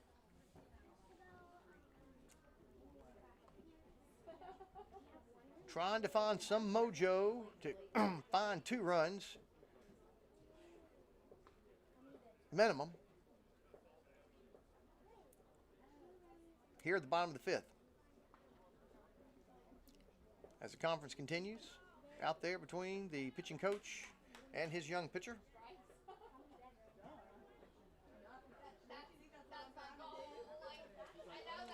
The senior catcher gets ready to take his place back in the batter's box. Again with a 2-ball, 1-strike count.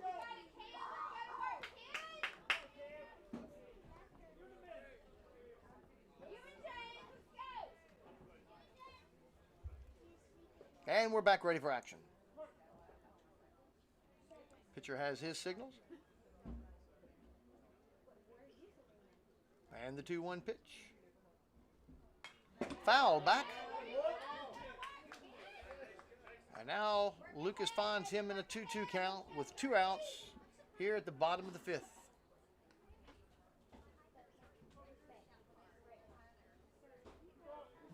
Aiden sitting at second base. Looking for something in the outfield to get him home and get your Eagles closer to tying this game up. That's going to be outside. And that's going to bring the count full to the senior catcher.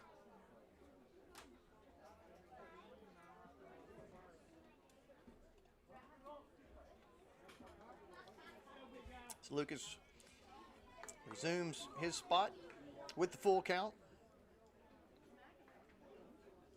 And the pitch puts it in play to the third baseman, gets through the hole. Aiden is going to test the arm of the outfielder. And he's safe at home to bring the Eagles 1 run closer to the Purple Wave.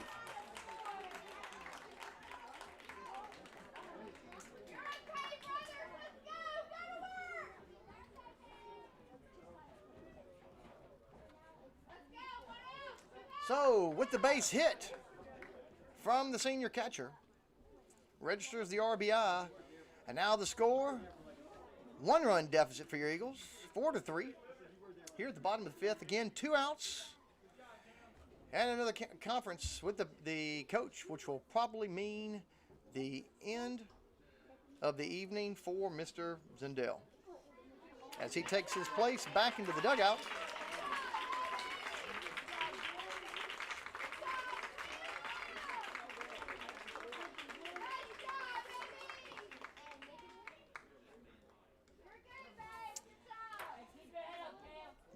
Can't see the number of the young man coming in. As soon as I do, I'll try to find his name.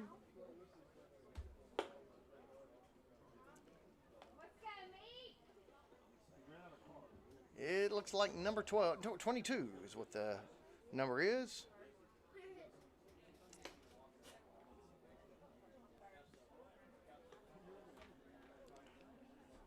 Young man was in earlier as the first baseman exited the game, and now here he is again.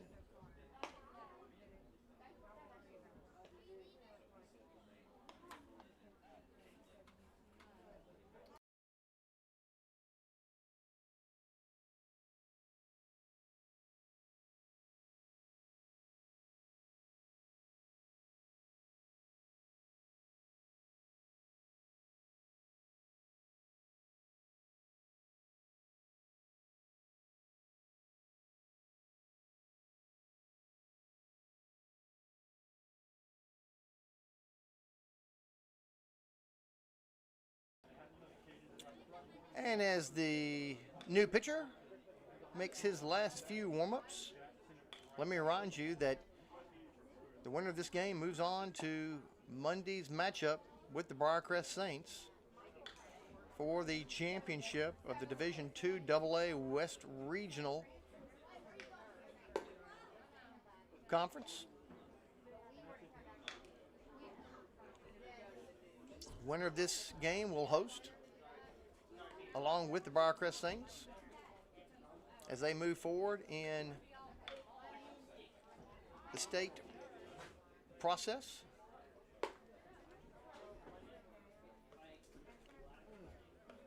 Again, your Eagles, when we come back, have a runner at first, down 1 run, 2 outs here at the bottom of the 5th.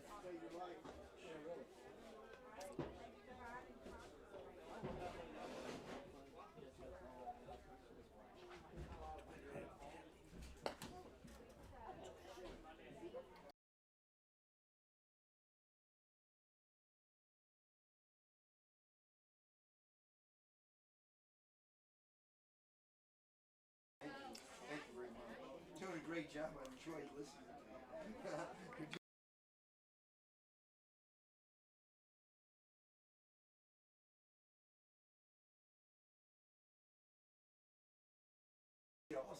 So we're back in action here at Thorn Field. The first baseman, Mason McHughes, makes his way to the plate. Again, got a runner over at first. Mason, the left-handed batter, makes his way to the plate. Here comes the first pitch. Oh! It caught his leg, and he will take his place at first. And that will bring Carson Taylor to the plate. So now your Eagles have runners at first and second. Again, still 2 outs. And still trailing by a single run here in the bottom of the 5th. So Carson gets ready to do battle with the new Purple Wave pitcher. Good framing by the catcher. Results in strike 1.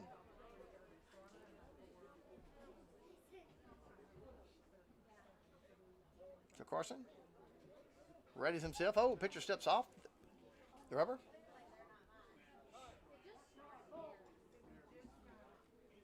Ball comes on the field from the Christian Brothers dugout area.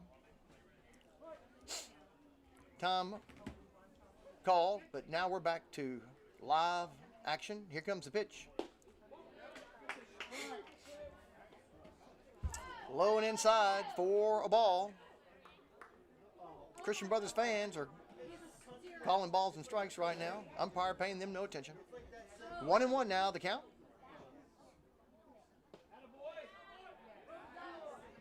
And another ball called by the umpire to bring the count to Carson to 2-1.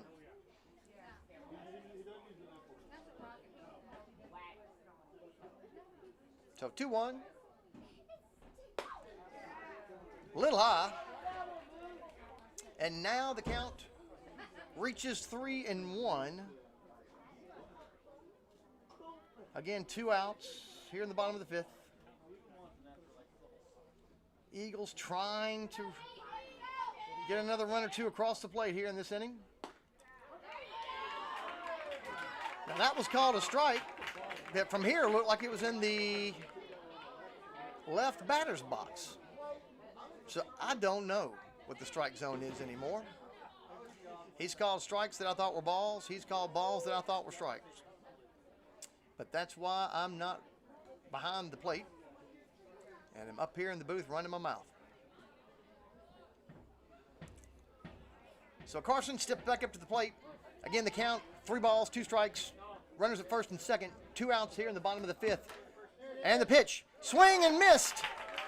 And that will send your Eagles back out on defense. And the 5th inning is complete. Your Eagles do pick up 1 run, though. And now the deficit is only 1 run. And we'll be back for more action in just a minute.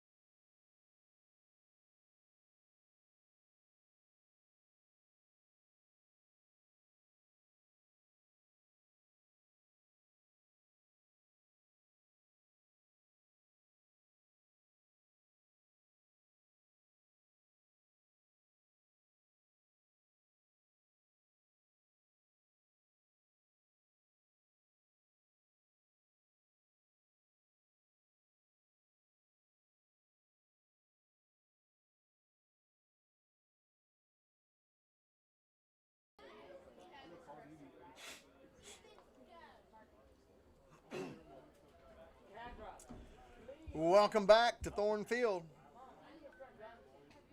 as we start the 6th inning with the Purple Wave.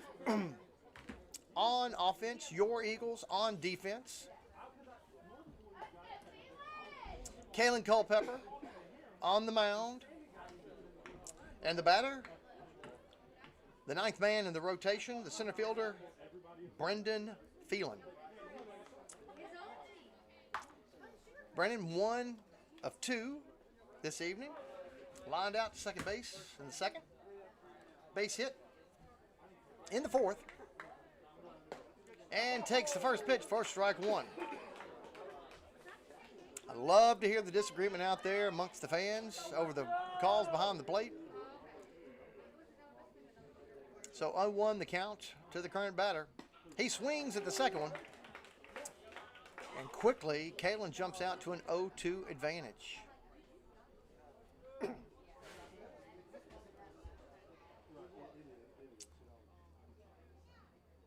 And the pitch. Hey, struck him out on 3 straight pitches.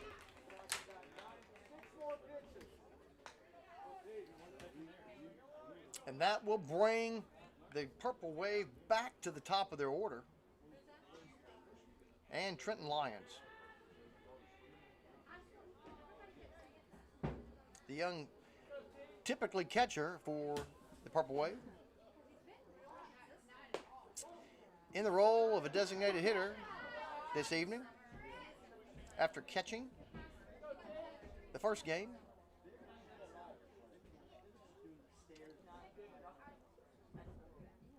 As he steps back up to the plate again with a 1-0 count. And the second pitch. There's 2 balls in a row to Mr. Lyons.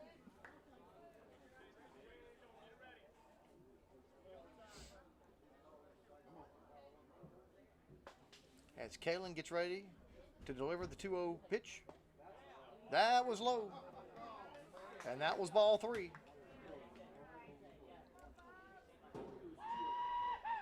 Again, Kalen, typically find him over at shortstop, but to now, delivering the heat on the mound. And he will take his base after 4 straight balls to Mr. Lyons. So the shortstop, Ethan Finch, will be the next CBHS batter. His 4th plate appearance of the game, hit by a pitch.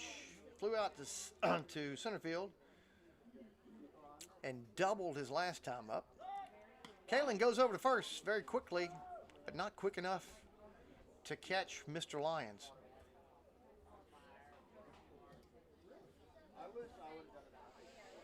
So top of the 6th inning here. There's 1 out so far. And Kalen's going to go right back again.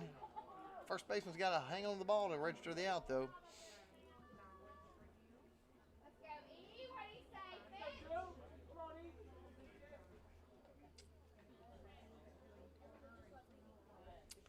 Kalen gets ready to deliver to Mr. Finch. First pitch is low, across the plate, but just too low. And so, ball 1 is the call.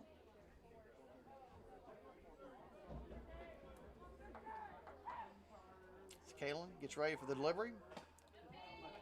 Catches the outside corner, so 1-1 now the count. To the shortstop. Again, CBHS has a runner at first.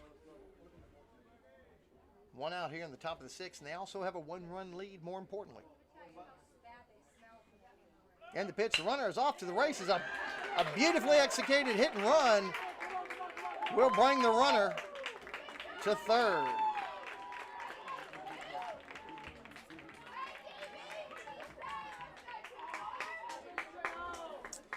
So, on the hit and run,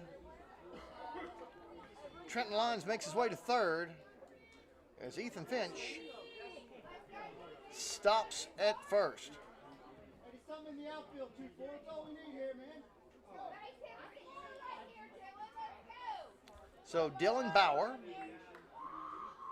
number 24, the next batter for the Purple Wave. As Kalen gets ready for the delivery, here it comes. Strike one as the runner takes off to second with no throw, and it's safely there. Takes the double play out of the picture.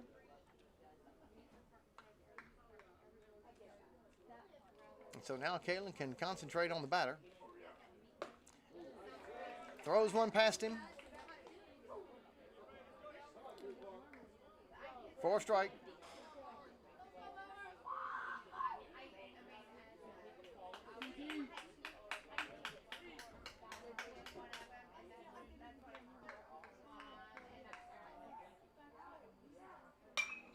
Ball hit down the first base line. Looked like it was going to track fair, but drifts foul.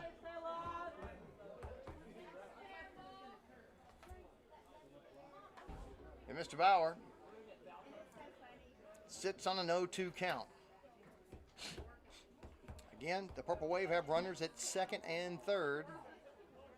One out here in the top of the sixth, holding on to a one-run advantage against your Eagles. And the 0-2 pitch just didn't have enough height.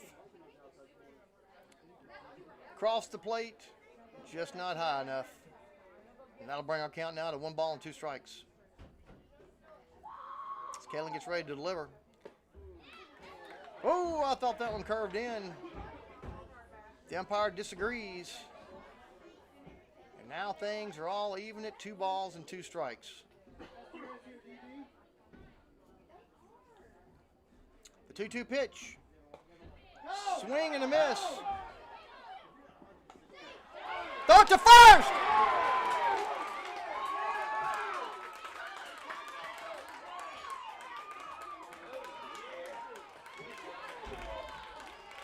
We've got some disagreements going over here and a lot of confusion going on here as well. I'm holding on to what we got right now, because the third strike did get past him. The runner from third came in. So we've got a lot of things that need to be settled here.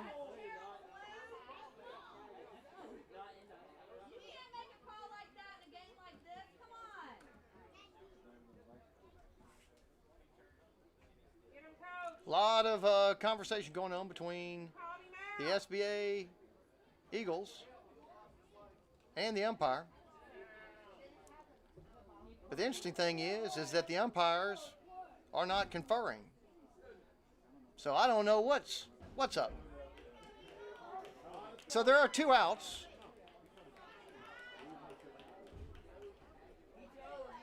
There are 2 outs.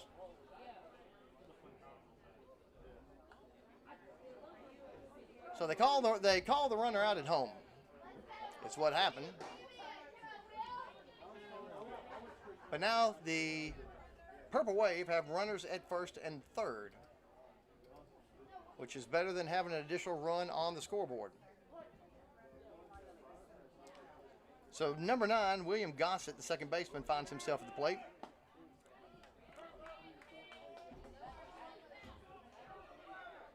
And number 24, for some reason, ran halfway to second and stopped, as if he didn't know what was going on, as the coaches yelled to him to get on the bag.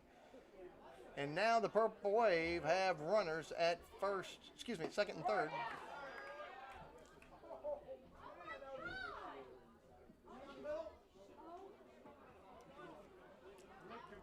Game getting heated down here now. As we get closer to the end, we got 1 ball and 1 strike on the current batter. Depending upon which team you're rooting for, they would challenge that count. Me, I'm just up here talking. Ball hit. Second baseman there makes the play over to first for the third out. And your Eagles get out of the inning without giving up a run. And our score remains Christian Brothers 4, St. Benedict 3, as we go to the bottom of the 6th inning. Folks, hang in there. You don't want to leave on this one.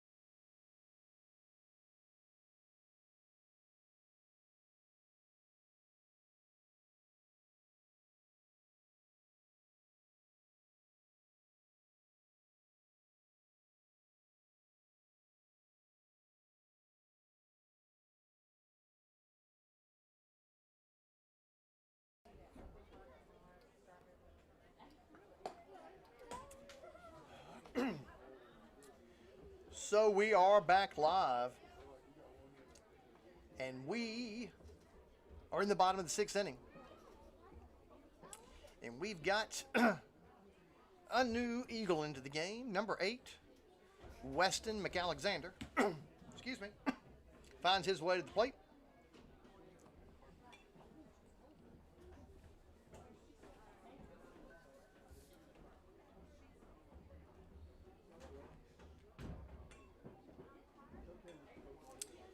So Weston takes his place in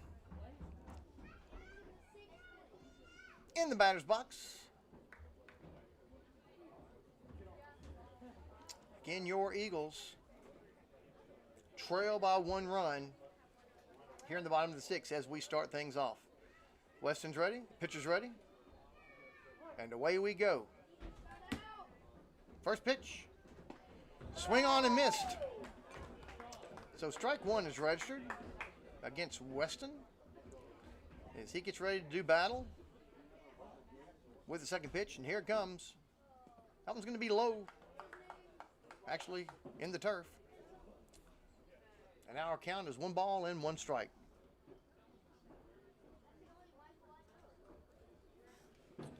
Again, so much at stake for both of these teams.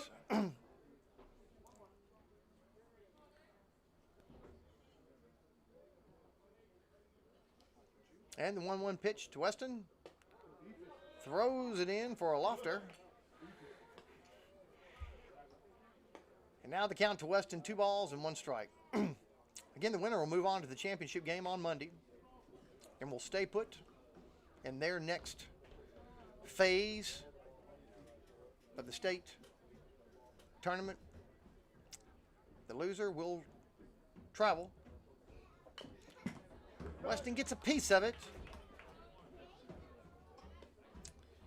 But the count now will go to 2-2 on Mr. McAlexander. The junior at St. Benedict.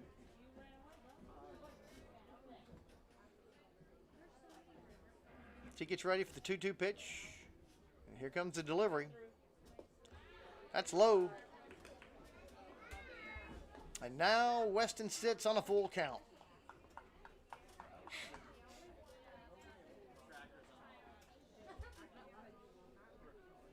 And the full pitch. He swings and he misses. And that's the first out of the 6th inning for your Eagles. Cooper Bird, your next Eagle to come to the plate.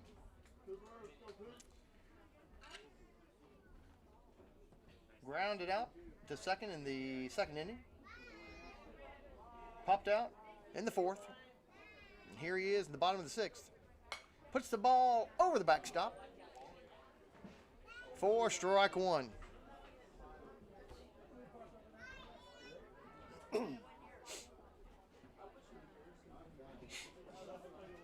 And the next pitch puts it right in the same spot. And that quickly, Cooper falls behind 0-2. Again, we got 1 out here in the bottom of the 6th. He swings, he misses, and the 2nd out has been registered. So now we're back to the top of the order. And Luke Ellis makes his way to the plate.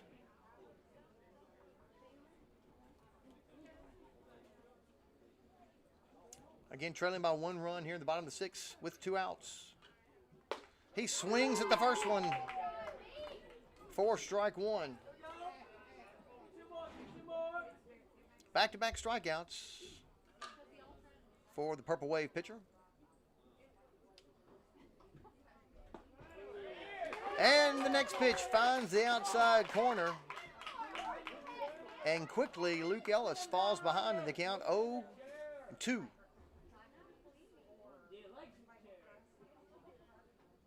So 0-2. And he swings and misses. And the Purple Wave pitcher delivers 3 strikeouts in a row to retire your Eagles in the bottom of the 6th. So through 6 full innings of play, the Purple Wave still lead the contest by a score of 4-3, and we'll come back for the last inning in just a minute.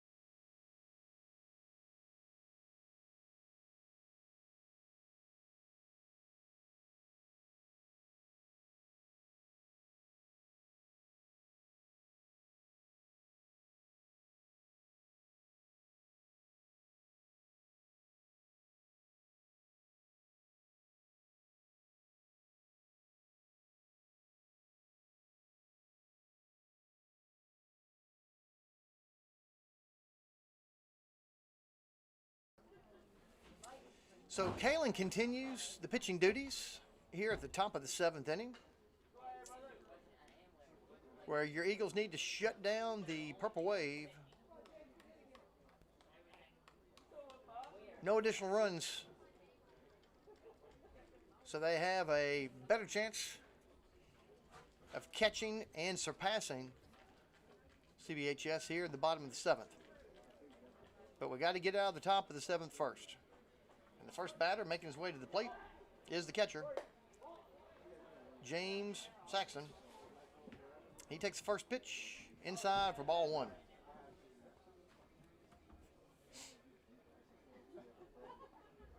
Kalen gets ready to fire, and here it comes. Low and outside for ball 2. Caught the plate, but just too low. And the 2-0 pitch. That's a strike. So 2-1 now the count to the catcher.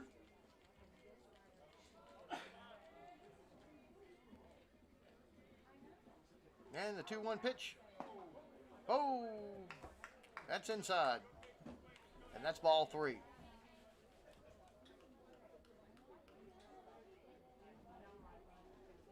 Three and 1, the current count. And that's a strike to bring the count full.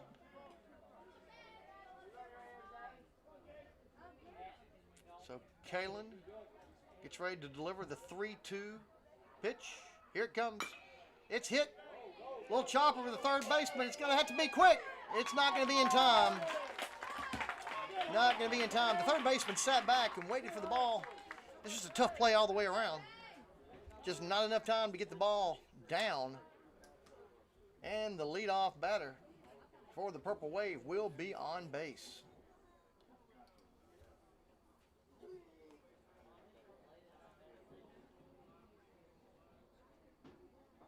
So that will bring up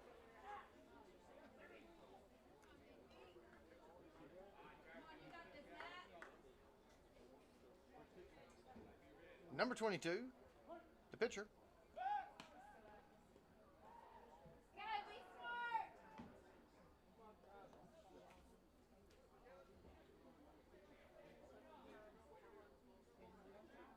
As Kellen gets ready to deliver to the left-handed batter. He shows bunt. The bunt is down.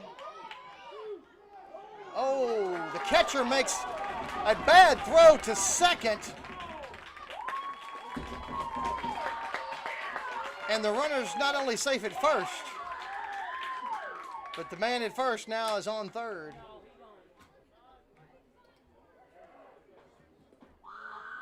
I know he thought he could get him at second,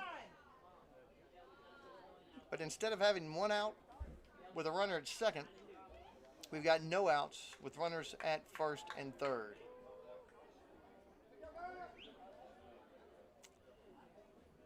Eagles can't afford to give up any more runs here in the top of the 7th.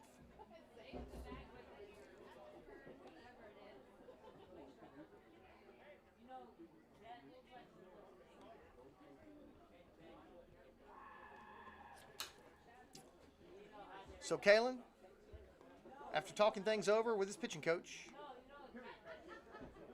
settles back down on the mound. The catcher,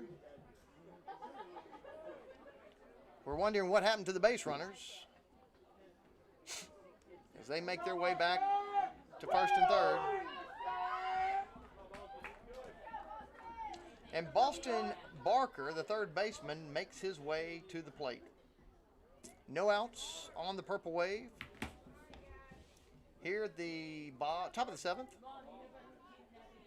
In a 4-3 game.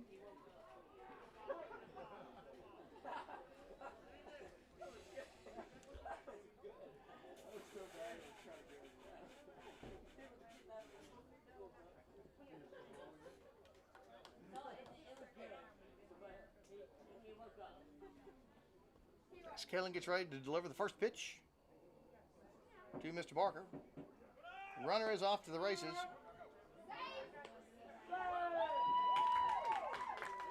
Shortstop cuts the throw to second to try to catch the third base runner. Off, doesn't happen. And now the Purple Wave have runners at second and third. 1 ball, the count to the current batter. As Kalen gets ready to deliver, that catches the outside corner. And that will be the first strike.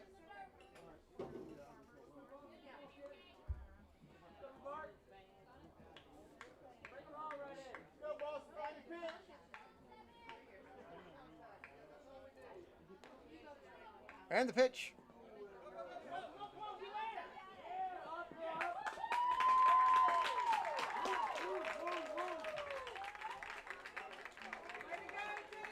So it's the third strike that gets over the catcher and gives the batter a chance to take first and the runner from third to come in. Doesn't look like the Eagles can buy a break here.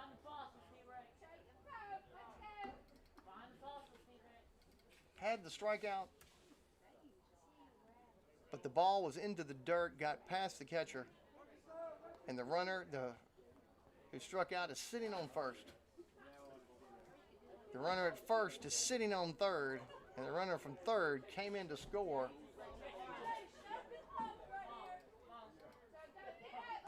Making the score 5-3, and still no outs here at the top of the seventh.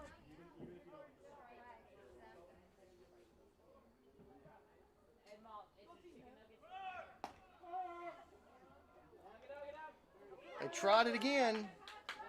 The runner safe down at second.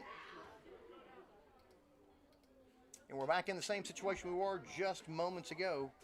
Runners at second and third for the Purple Wave. No outs. And Mr. Heffernan at the plate.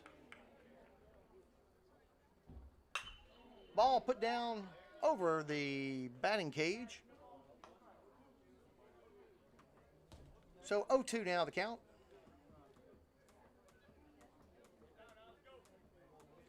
Kalen tried to work on these now, just one batter at a time.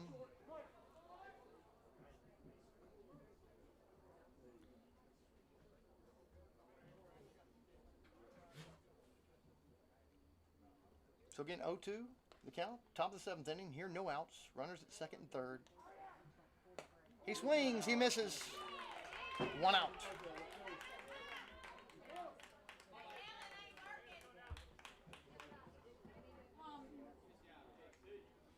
So, Brendan Phelan, the center fielder, struck out his last time up at bat, takes his place at the plate again.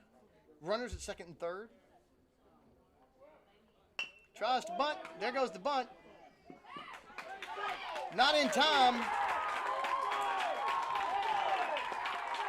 So the play was made at the plate. It was not in time. And so again, it's like deja vu. The Purple Wave have runners at first and third with another run on the board.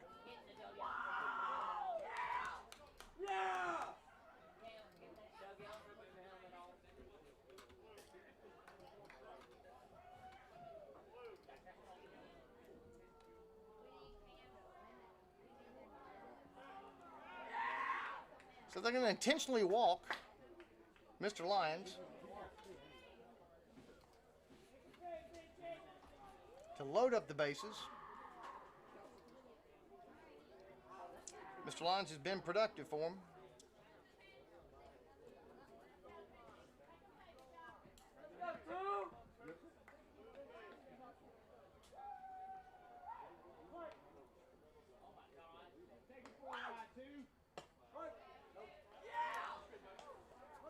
So that'll bring Ethan Finch to the plate.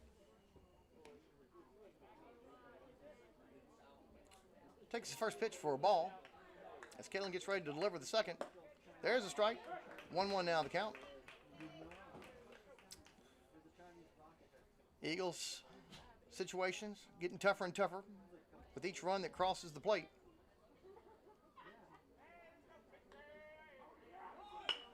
Bunts the ball down the first base line. I would tag him if I were you. He's tagged out, but another run crosses the plate.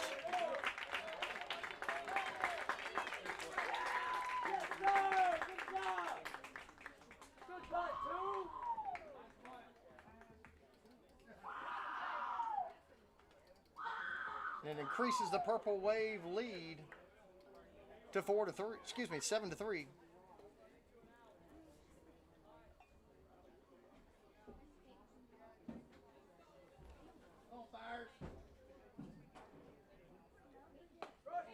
Strike one the call to the next batter. And that batter would be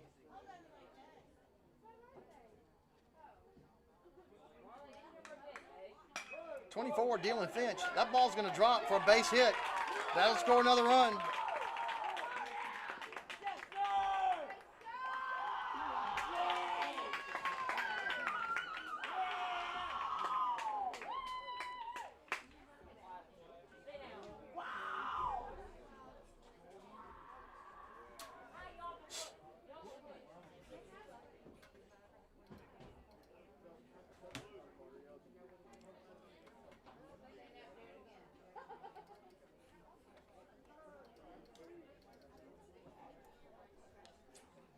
So things are getting more and more difficult for your Eagles here as another run just crosses the plate, making the score now 8-3. 2 outs here. Number 9, William Gossett makes his way to the plate.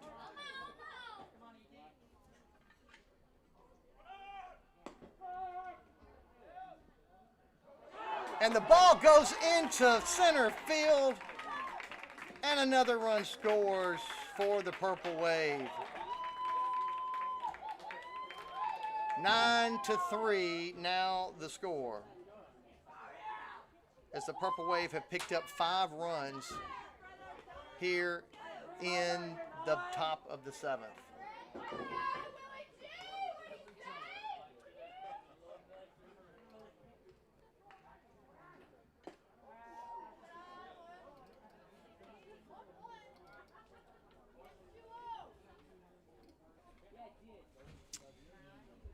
So tough inning here for your Eagles. Mishaps. And good ball playing. Got to give the credit to the Purple Wave. They put the ball where they wanted to, whether it be a bunt or a base hit. And they pick up 5 runs here in the top of the 7th. As the last line out to second base ends the inning.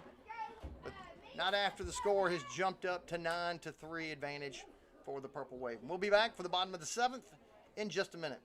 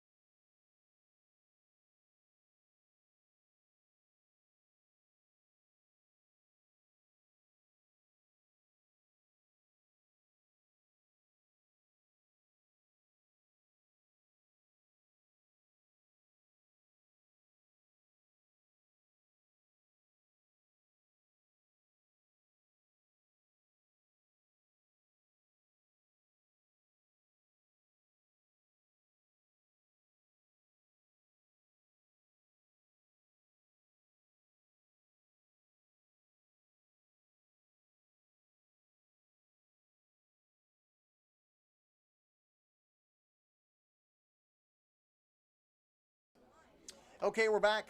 Bottom of the 7th inning here, and your Eagles have got a small mountain that they've got to climb here if they want to be able to continue in this Division II AA West Regional Tournament. Situation is this: the Purple Wave pick up 5 runs in the top of the 7th, bringing the score to 9-3. A 1-run game until the top of the 7th inning happened. And those 5 runs are going to make it that much more difficult for your Eagles to advance. It's not impossible, though, folks. Never give up hope until the last out is made. And the first pitch of the bottom of the 7th is outside for ball 1. Joseph Gibson is leading things off for your Eagles here in the bottom of the 7th. Starting the rally right here. High, ball 2.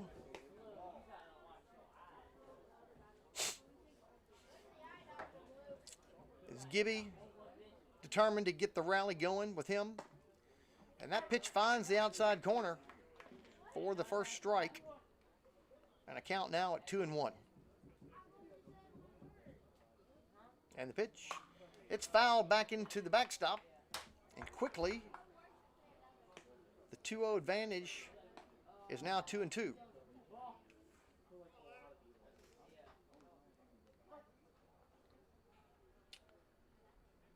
So Gibby gets ready for the 2-2 delivery, and here it comes. Puts the ball in play. Could get through. No, the ball is, it's going to be close. No, the first baseman can't make the handle. Thought it was going to be a good play and close play. The second baseman made a great stop, great throw. The first baseman just couldn't make the dig. And your leadoff batter for your Eagles reaches first safely. And that's how it starts, folks, with a base runner. Kalen Culpepper next at the plate for your Eagles.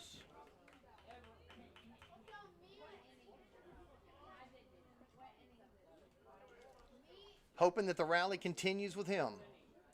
Going to be a move over to first to push Gibby back to the base.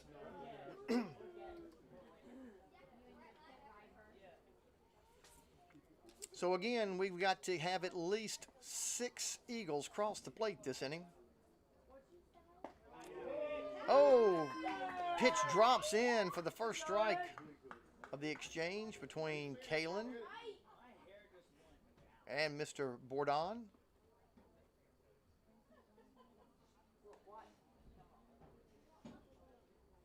And the 0-1 pitch in the dirt. Catcher right there for the block to prevent Gibby from advancing any further.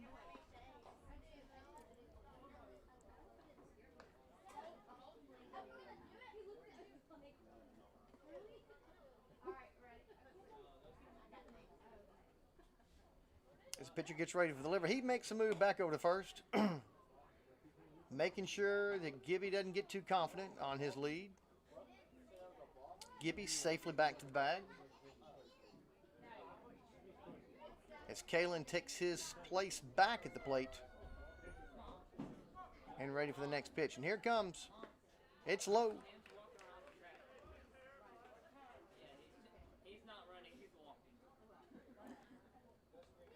I believe the count is 2-1. Yes, it is 2-1.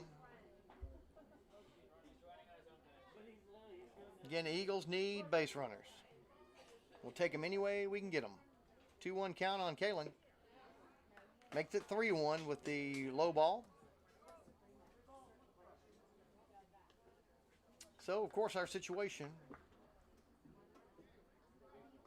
is that we need runs and plenty of them. We got a runner at first. No outs here at the bottom of the 7th.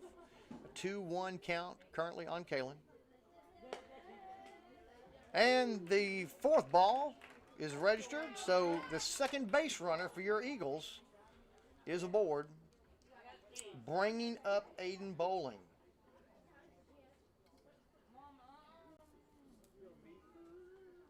So Aiden, his 4th plate appearance of the evening. He walked his last time up, grounded out to the pitcher in the 1st, struck out in the 3rd. Now it's up to him to continue this rally to do what he can to move his teammates closer to home. First pitch is going to be high and outside for ball one.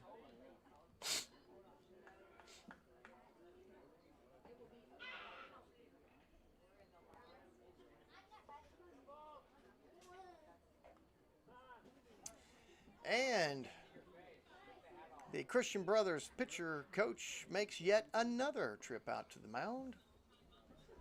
He's been a regular out there this game.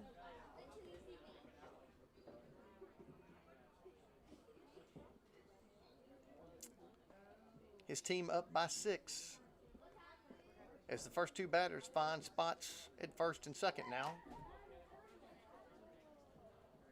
Here in the bottom of the 7th, in the elimination bracket, winner moves on to the championship series with Briarcrest on Monday. The losers will travel in their next phase of the Tennessee State Tournament.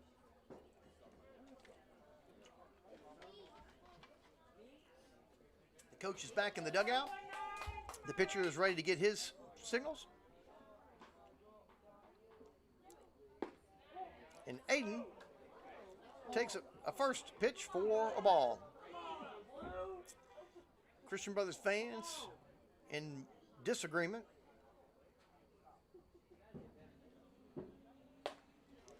And the next pitch, which looked a little high and outside from here, is called a strike. So let's just flip a coin when it comes to pitches here. And the delivery. That was high and inside, but according to the umpire, it was strike 2. I'm at a loss.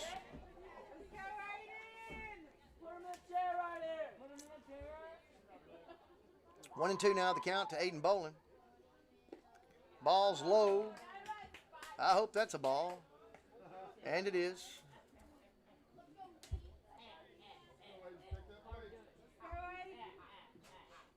So 2-2 now the count to Aiden Bolin. 2 runners on. He swings, he misses, and the first out is registered to your Eagles. So we got 1 down, but we still need 6 runs. 2 of them are sitting on base. And Lucas Dickey, your catcher, steps up to the plate for his 4th plate appearance.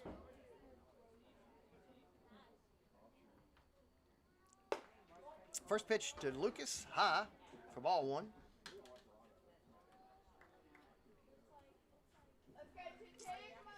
Lucas is 1 for 3 this evening. Swings with no contact to make the count 1 ball, 1 strike.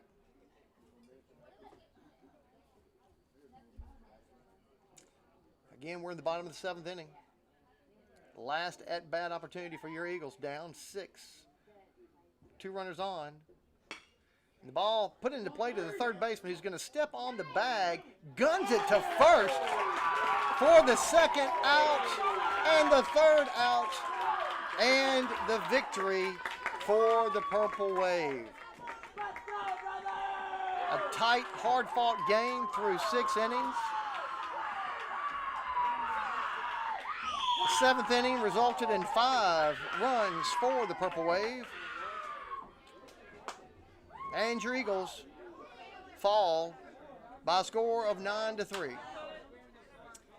So we thank you for joining us for the game this evening. Hope you've joined us for both games today. We'll be back in action. I just don't know when, where, and what time. So stay tuned to our Twitter account at SBA Baseball for all the latest information. Thank you, and we'll be back in touch soon.